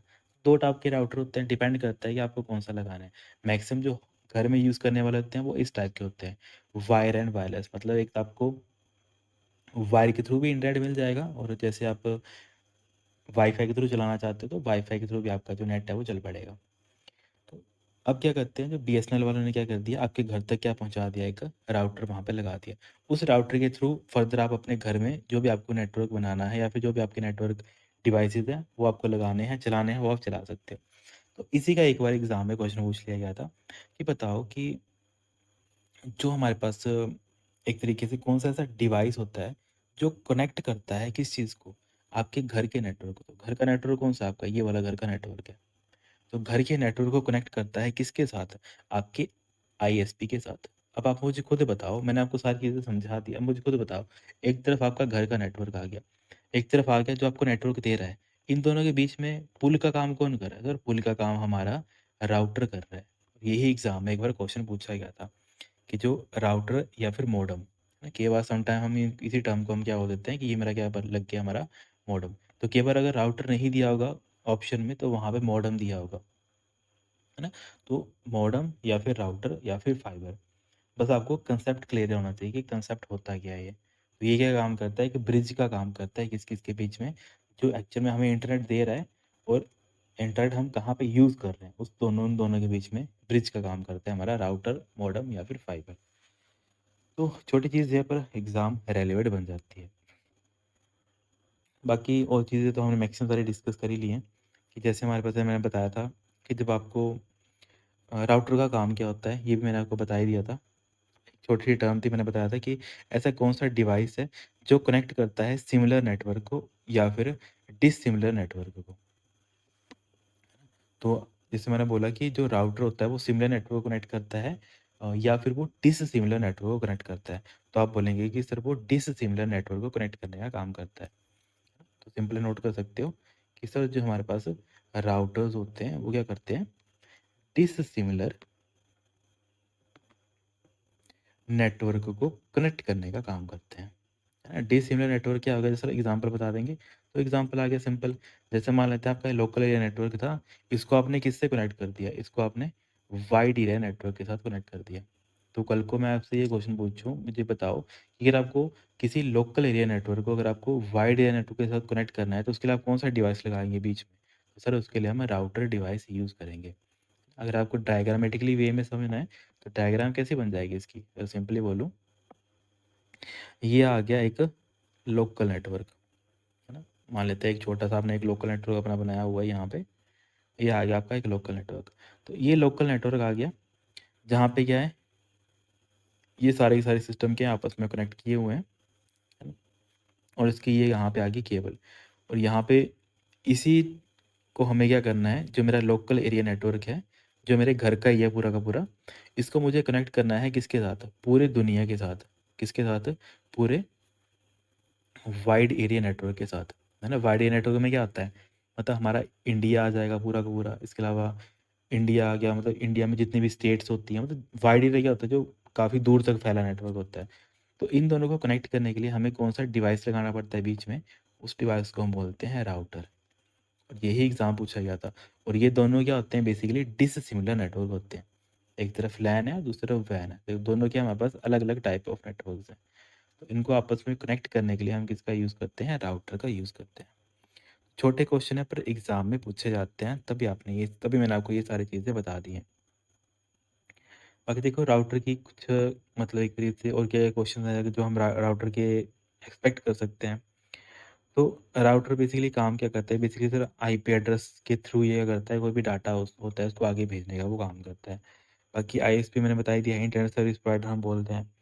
बाकी एक बार ये क्वेश्चन पूछा जाता है कि ऐसा कौन सा टर्म है, या फिर हम ऐसे बोल सकते हैं कि जो राउटर के ऊपर जो एक ऐसी टर्म यूज़ करते हैं, तो इसको मैं लिखाई देता हूँ पहले, फिर आपको बताता हूँ कि हम क्या करते हैं।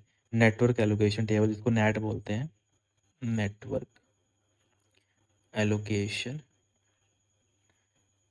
सॉरी नेटवर्क एलोकेशन, इसको ना एड्रेस करो, इसको नेटवर्क एड्रेस ना, क्योंकि 2-3 सब्जेक्ट फिर दिमाग में ना घोच पोच हो जाती है थोड़ी, है ना। नेटवर्क एड्रेस ट्रांसलेशन हम इसको बोल देते हैं, कि हम राउटर की बात करें ना यहाँ पे। तो नेटवर्क एड्रेस ट्रांसलेशन जो कहाँ पे जो क्या कर रहा होता है, रनिंग ऑन अ राउटर।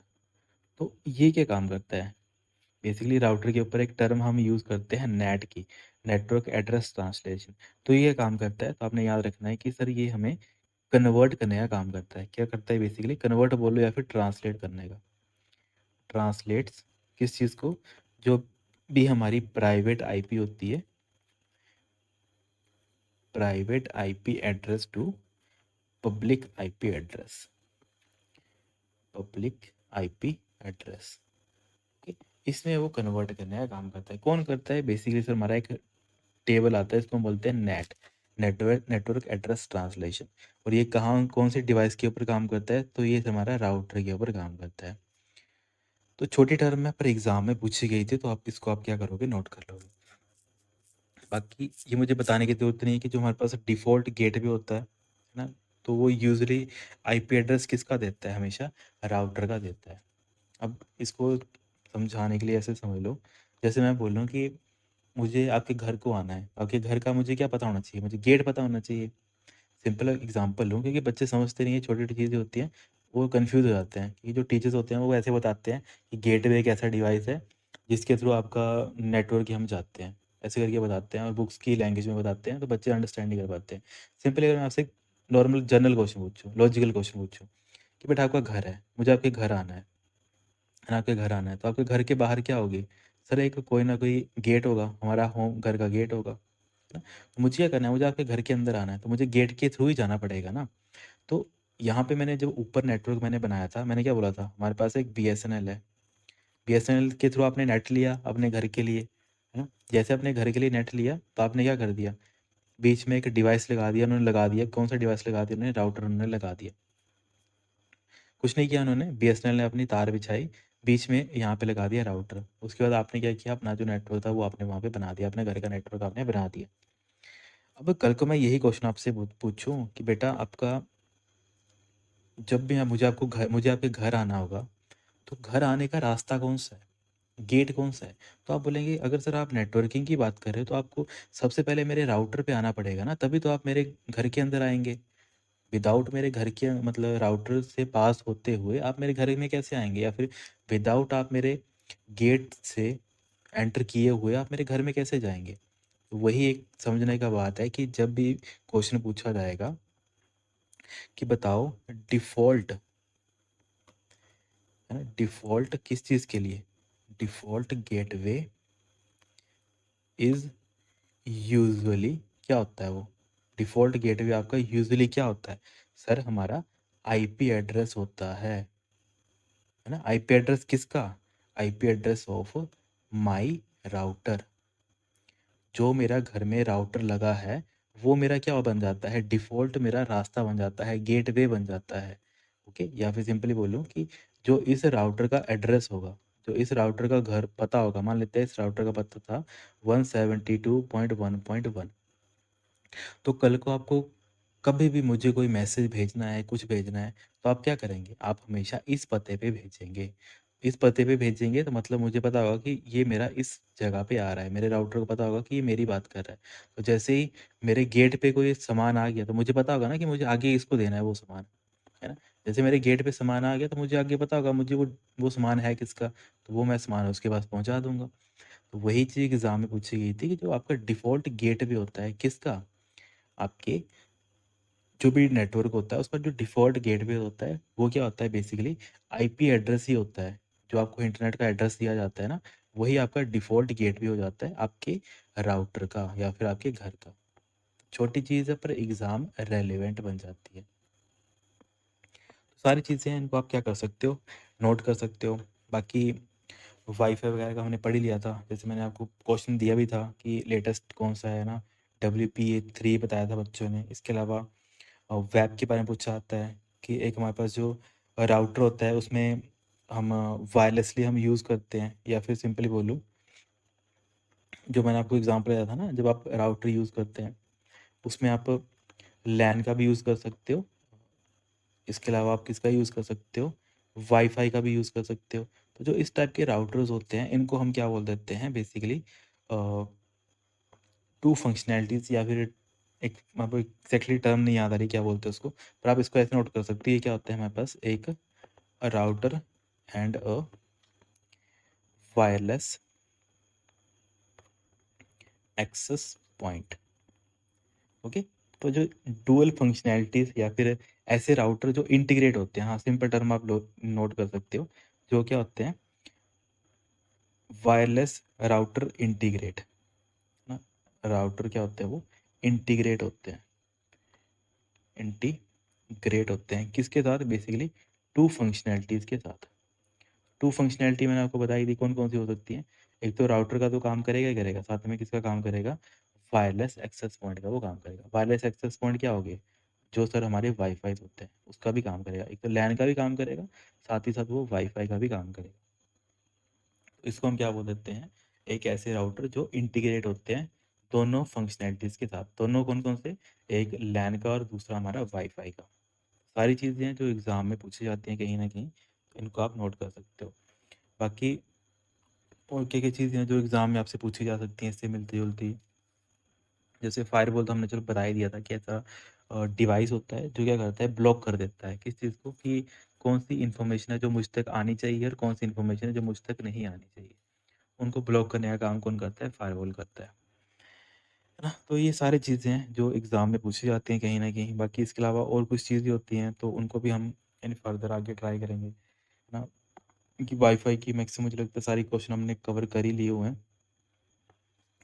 बाकी कुछ और चीज़ें रहती हैं, जैसे अगर हम राउटर की यहाँ पे बात कर ही रहे थे तो एक टर्म आती है फाइबर ऑप्टिक्स की। फाइबर ऑप्टिक्स में हम किसका यूज़ करते हैं सर? ऑब्वियसली लाइट का यूज़ करते हैं, है ना? लाइट एनर्जी का हम यूज़ करते हैं। जो हमारे पास फाइबर ऑप्टिक्स केबल होती है, ये कौन से प्रिंसिपल के ऊपर काम करती है? कौन सा ये सिद्धांत के ऊपर काम करती है? तो आप बोलेंगे सर हमारे पास TIR के ऊपर काम करती है। TIR stand for total internal reflection, total internal reflection के ऊपर ये काम करती है ना? जब आप देखोगे ना कभी ऑप्टिकल फाइबर तो कुछ इस टाइप की वो केबल्स होती हैं। इसमें क्या होता है, जो आपकी लाइट होती है वो लाइट ऐसे ट्रैवर्स करती है, यहाँ से यहाँ ऐसे करके जो लाइट होती है ना आपकी, ऐसे टकरा टकरा के क्या होती है वो आगे पास होती है। तो जो ये इफ़ेक्ट होता है ना कि लाइट पहले यहाँ जाती है, फिर वो बेंड होती है, फिर ऊपर जाती है, फिर वो बेंड होती है, फिर नीचे आती है, फिर बेंड होती है। इसी चीज़ को हम क्या बोल देते हैं, TIR बोल देते हैं, टोटल इंटरनल रिफ्लेक्शन हम इसको बोल देते हैं।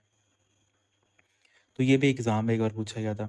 तो कल को अगर हम राउटर के कॉन्टेक्स्ट में ऑप्टिकल फाइबर का क्वेश्चन अगर मुझे आपसे पूछना होगा, मैंने आपको क्वेश्चन पूछ लिया, सपोज़ कर लेते हैं मैंने आपसे क्वेश्चन पूछा कि जब मुझे कनेक्ट करना है एक राउटर को किसके साथ? फाइबर ऑप्टिकल नेटवर्क के साथ। सिंपल क्वेश्चन है, ज़्यादा टफ नहीं है। मैं सिंपल बोलूँ कि इफ़ आई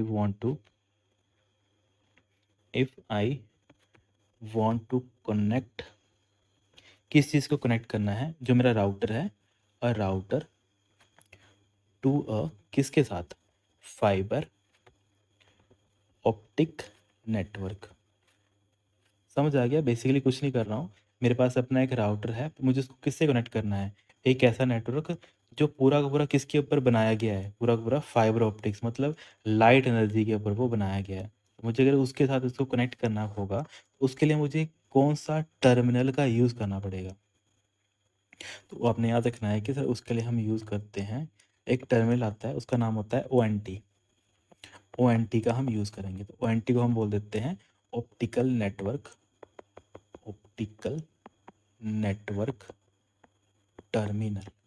अब देखो ONT काम क्या करेगा? बेसिकली जो भी, मान लेते हैं सिंपल आ गया, ये आ गया आपके पास ONT, ये आ गया मेरा राउटर का नेटवर्क, है ना? यहाँ से मैंने कर दिया, ये आ गया मेरा राउटर का नेटवर्क। यहाँ से कोई सिग्नल जाएगा, मान लेते हैं इलेक्ट्रिकल सिग्नल गया, ONT क्या करेगा? मेरे इलेक्ट्रिकल सिग्नल को कन्वर्ट कर देगा किसमें? Light signal. लाइट सिग्नल बोल लो या फिर ऑप्टिकल सिग्नल बोल लो, ऑप्टिकल सिग्नल। इसने क्या किया? कुछ नहीं किया, जो मेरी इलेक्ट्रिकल इन्फॉर्मेशन थी उसको उसने लाइट एनर्जी में काम कर दिया। किसने किया सर? ये बीच में हमने एक डिवाइस लगा दिया, या फिर एक एक तरीके से मैं बोलूँ एक टर्मिनल हमने लगा दिया, एक सॉकेट मैंने लगा दिया। कुछ नहीं किया इसने, ONT ने। जो मैंने इसको इन्फॉर्मेशन दी, उसने इसको, जो अगला नेटवर्क था वो समझता था लाइट, है ना? वो बेसिकली किसके ऊपर बना था? ऑप्टिकल फाइबर के ऊपर बना था। ऑप्टिकल फाइबर के ऊपर वो नेटवर्क पूरा पूरा मेरा बना था। तो इसने कुछ नहीं किया ONT ने, जब मैंने उसको इलेक्ट्रिकल सिग्नल दिया तो उसने उसको कन्वर्ट कर दिया किसमें? लाइट में। और वहीं अगर दूसरा क्या आ सकता है कि जब लाइट एनर्जी का सिग्नल मेरे पास आएगा, मेरे डिवाइस के पास आएगा, तो लाइट से वो किस में कन्वर्ट कर देगा? ONT उसको इलेक्ट्रिकल में कन्वर्ट कर देगा। बस क्या करता है ONT? कन्वर्जन करने का काम करता है, electrical to light, light to electrical. और वही है, अगर आपको दो नेटवर्क को आपस में कनेक्ट करना है और वो एक नेटवर्क किसका है? ऑप्टिकल फाइबर के ऊपर काम कर रहा है, तो उसके लिए आपको एक, मतलब डिवाइस होता है छोटा सा ना, उसको हम ONT बोलते हैं। अगर आप देखोगे ना, वो तो कुछ इस टाइप का होता है। अगर आप कभी इन फ्यूचर कभी देखोगे इस डिवाइस को ना, होता कुछ नहीं है, एक छुटकू सा एक, मतलब स्विच की तरह ही होता है, एक छोटा सा ना, छोटा बिल्कुल छोटा छोटा छुटकू सा डिवाइस होता है। और यहाँ पे क्या होता है, बेसिकली ऑप्टिकल फाइबर के लिए ना, वो रखी होती हैं, पोर्ट रखे होते हैं कि यहाँ पे आप क्या लगाएंगे अपनी, जो भी आपकी फाइबर ऑप्टिक्स की तार आएंगी वो आप यहाँ पे लगाएंगे। उसके बाद बाकी तो इलेक्ट्रिकल के लिए बताने की जरूरत नहीं है, वहाँ पे तो सिंपल आप प्लग करेंगे। तो इसी चीज़ को हम क्या बोलते हैं? ONT हम बोलते हैं। तो हाँ, एग्ज़ाम में पूछी जाती हैं ये सारी चीज़ें। बाकी देखो, एक बार पूछा आता है कि राउटर पर हैं, तो राउटर का एक टर्म रहेगी है शायद, एक आता है डुअल बैंड राउटर। तो डुअल बैंड राउटर क्या काम करता है? मतलब कुछ ऐसे राउटर होते हैं जो अलग अलग फ्रीक्वेंसी के ऊपर काम करते हैं, या फिर मैं सिंपल बोलूँ, वो अलग अलग ब्रॉडकास्टिंग के ऊपर काम करते हैं, या फिर फ्रीक्वेंसी बोलो तो उनको हम बोलते हैं डुअल बैंड राउटर। तो आपको वो मैक्सिमम किस में देखने को मिलेंगे? 2.5 गीगाहर्ट्ज़ के देखने को मिलेंगे वाईफाई, या तो आपको मिलेंगे 5 गीगाहर्ट्ज़ फ्रीक्वेंसी के ऊपर। तो ये एग्जाम में क्वेश्चन पूछे गए थे कि डुअल बैंड राउटर्स क्या होते हैं, एक 2 गीगाहर्ट्ज़ के ऊपर जो काम करते हैं, मतलब दो बैंड होंगे ऑब्वियसली, एक बैंड 2.4 का और दूसरा बैंड 5 गीगाहर्ट्ज़ का। तो ये सारी चीज़ें आपने याद रखनी है। बाकी ये याद रखना है कि जब भी पेनिट्रेशन की बात करें कि कौन सा, मतलब, अब पेनिट्रेशन आप इसको ऐसे समझो कि, एक सेकंड मैं आपको बता देता हूँ। मान लो ये आ गया आपका मोबाइल, है ना? ये आ गया आपका घर का वाईफाई। अब यहाँ पे आ गई बीच में दीवार, ये क्या आ गई? वॉल। अब आपने कौन सा लगाया हुआ है? आपने लगाया सर डुअल बैंड वाला अपना राउटर। डुअल बैंड समझिए, एक आपको दे रहा होगा नेटवर्क 2.4 का और दूसरा आपको नेटवर्क दे रहा होगा 5 गीगाहर्ट्ज़ का। अब आपके पास तो आपके मोबाइल में दोनों कनेक्टेड है, आपके मोबाइल में 2.5 वाला भी कनेक्टेड है और 5 गीगाहर्ट्ज़ वाला भी कनेक्टेड है। पर जब आप और आपके राउटर के बीच में एक मोटी दीवार आ जाती है, उस टाइम पे आपको कौन सी नेटवर्क के साथ जुड़ना है ताकि आपको सिग्नल अच्छा मिले? उस टाइम पे आपको किसके साथ जुड़ना पड़ेगा? 2.4 के साथ जुड़ना पड़ेगा। क्यों जुड़ना पड़ेगा? क्योंकि जो आपके पास 2.4 गीगाहर्ट्ज़ वाली फ्रीक्वेंसी होती है, वो दीवार को ईज़िली पेनिट्रेट कर देती है, मतलब पास कर देती है, दीवार से ईज़िली होके पास ऑन हो जाती है। तो सिंपल आप नोट कर सकते हो कि जब भी हमें क्या करना है, अब सिंपल ऐसे नोट कर लो 2.5 गीगाहर्ट्ज़ की जो हमारे पास फ्रीक्वेंसी होती है, वो पेनिट्रेट कर देती है किस चीज़ को? दीवार को, वॉल बेटर। और ये एक बार क्वेश्चन पूछा गया था कि अगर आपके पास डुअल बैंड के राउटर्स हैं, तो आप खुद बताओ कि दोनों में से कौन सी ऐसी है जिसको आप दूसरे कमरे में दूसरे कमरे से आप कनेक्ट होना चाहोगे। तो ऑब्वियसली सर अगर हमें किसी दूसरे कमरे में जाना है और बीच में दीवार है, तो दीवार को पेनिट्रेट कौन कर सकता है ईजिली? 2.4 गीगाहर्ट्ज़ वाला कर सकता है। पर आपने सर तो यहाँ पे 5 गीगाहर्ट्ज़ का फ़ायदा क्या है? देखो 2.4 गीगाहर्ट्ज़ जब आपकी दूरी थोड़ी लंबी है और आपके बीच में कोई मतलब बाधा है, बीच में जैसे दीवार एक बाधा है, तब आप यूज़ करेंगे 2.4 गीगाहर्ट्ज़ का। मान लेते हैं आप क्या हो, आप यहाँ पे हो, यहाँ पे खड़े हो और आपका मोबाइल यहाँ पे है। अब आपके पास 2.4 भी अच्छा है सिग्नल दे रहा है और 5 गीगाहर्ट्ज़ भी अच्छा सिग्नल दे रहा है। तो अब आप किस पे कनेक्ट होंगे? ऑब्वियसली सर अब हम 5 गीगाहर्ट्ज़ वाले पे कनेक्ट हो जाएँगे। क्यों कनेक्ट होंगे? क्योंकि सर ये जो 5 गीगाहर्ट्ज़ होता है, ये क्या काम करता है कि सारे पॉइंट ना प्रैक्टिकल हैं, सारे आप नोट कर लो इनको, जो मैं आपको बता रहा हूँ ना सारे इंपॉर्टेंट है ये। तो इसको आप लिखेंगे ऐसे कि जब हम बेसिकली 5 गीगाहर्ट्ज़ हम कब यूज़ करेंगे, एक तो बेसिकली ये क्या करेगा, फ्रीक्वेंसी ऐसी होती है जो प्रोवाइड करती है हमें, किस चीज़ को प्रोवाइड करती है? Faster speed, faster speed of data, मतलब इंटरनेट आपको फास्ट देगी। कहाँ पे? बस आपने ये याद रखना है, इंपॉर्टेंट, यहाँ पे स्टार मार्क कर देता हूँ। किसके लिए हम यूज़ करते हैं हमेशा? शॉर्ट रेंज के लिए। मतलब आपकी और आपका जो वाईफाई डिवाइस है ना, इसका ज़्यादा डिस्टेंस नहीं होना चाहिए, डिस्टेंस कम ही होना चाहिए। तो शॉर्ट रेंज के टाइम हम किसका, कौन सी फ्रीक्वेंसी का यूज़ करते हैं? 5 गीगाहर्ट्ज़ की यूज़ करते हैं। तो छोटे पॉइंट है पर एग्ज़ाम में पूछे जाते हैं सारे के सारे। तो हाँ, बाकी तो चलो हमने मैक्सिमम चीज़ें कर ही ली हैं। तो बाकी इसके अलावा और क्या-क्या चीज़ें बन जाती हैं, जैसे हम नेटवर्किंग की बात कर रहे हैं, तो एक नेटवर्किंग में टर्म आती है डीएचसीपी। जब आप राउटर पढ़ते हैं तो राउटर में एक टर्म यूज़ काफ़ी बार की जाती है कि सर आपकी डीएचसीपी क्या है? डायनामिक होस्ट कॉन्फ़िगरेशन प्रोटोकॉल बोलते हैं हम इसको। डायनामिक होस्ट कॉन्फ़िगरेशन प्रोटोकॉल, ठीक है? डीएचसीपी को हम क्या बोलते हैं? Dynamic host configuration protocol. चलो आपके लिए एक और होमवर्क रहेगा। इसका बेसिकली क्या बोलते हैं इसका ना, पोर्ट नंबर कौन सा होगा इसका, ठीक है? टीएचसीपी का पोर्ट नंबर क्या होगा, ये आपका होमवर्क रहेगा। ये हमने डिस्कस किए हुए हैं पहले पॉइंट, पर आपके लिए ये होमवर्क रहेगा। तो देखो राउटर के कॉन्टेक्स्ट में डीएचसीपी का क्वेश्चन ये पूछा गया था कि बताओ राउटर में डीएचसीपी क्या काम करता है? तो आप बोलेंगे सर डीएचसीपी का काम ही क्या होगा, जो हमें डायनेमिकली क्या देगा, आईपी प्रोवाइड करेगा। सिंपल आप इसको नोट करेंगे कि ये हमें ऑटोमेटिकली क्या करता है, ऑटोमेटिकली असाइन कर देता है किस चीज़ को? Local IP addresses. Local IP addresses किसको? टू जो भी हमारे पास डिवाइस कनेक्टेड होते हैं, टू कनेक्टेड डिवाइसेस। तो ये काम कौन करता है हमारा? ये काम हमारा राउटर करता है।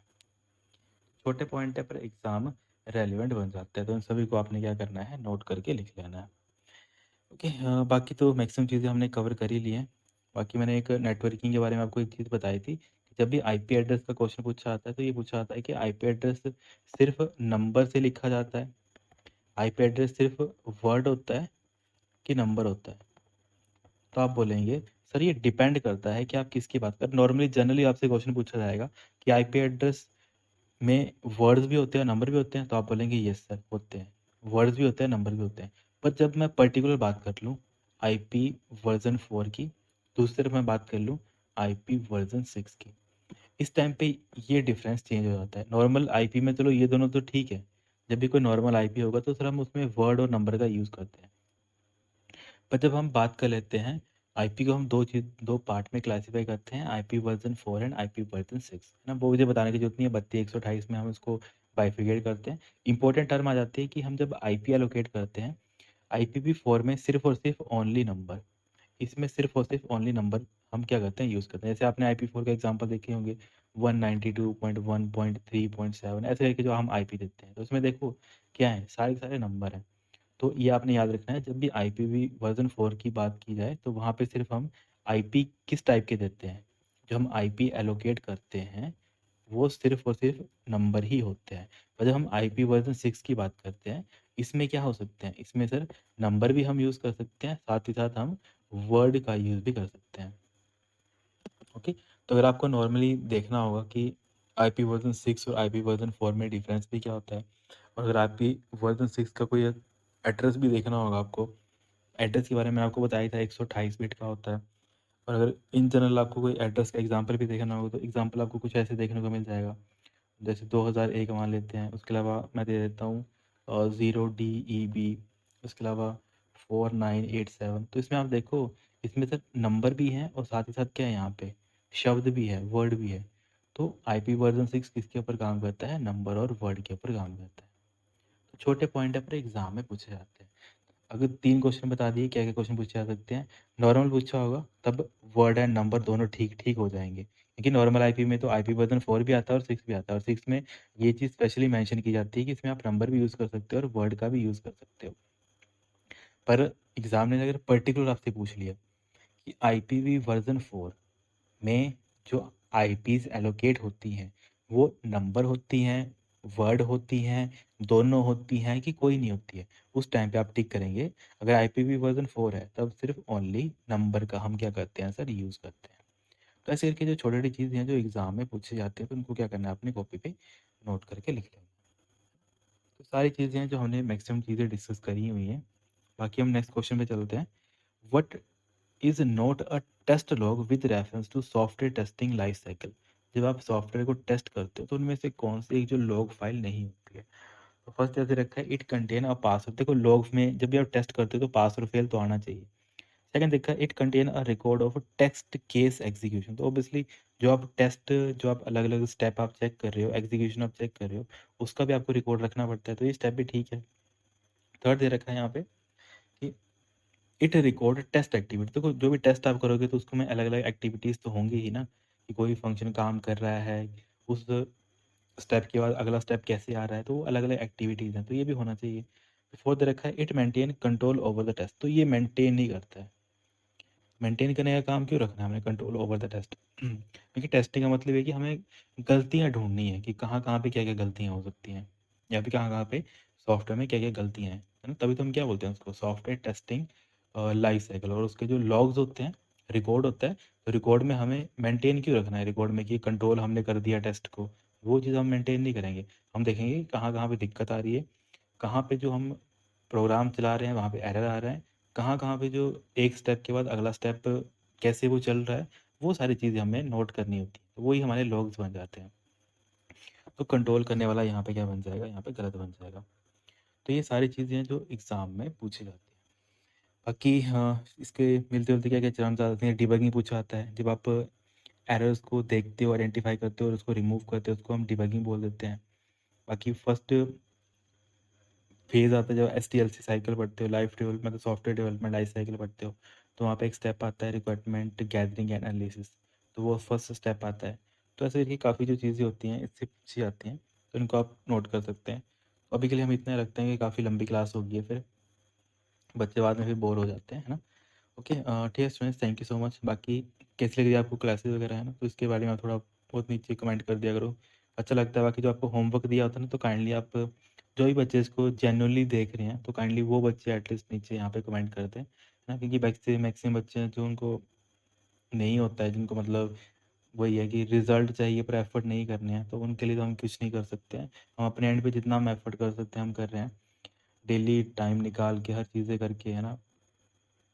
तो मतलब काफ़ी सारी चीज़ें होती हैं लाइफ में भी, सारी चीज़ें हमें देखनी पड़ती हैं, तो बाकी जो बच्चे हैं एटलीस्ट पढ़ रहे हैं यहाँ पे, क्योंकि हमें इतना है कि जो एक्चुअल में पढ़ना चाहते हैं बच्चे, उनके लिए तो एटलीस्ट हम कुछ कर पाएँ। ओके, हाँ, ठीक है friends, thank you so much. बाकी जो आपको होमवर्क दिया है काइंडली उसको तो आप ज़रूर कमेंट कर दें नीचे ना। Okay, bye bye, take care.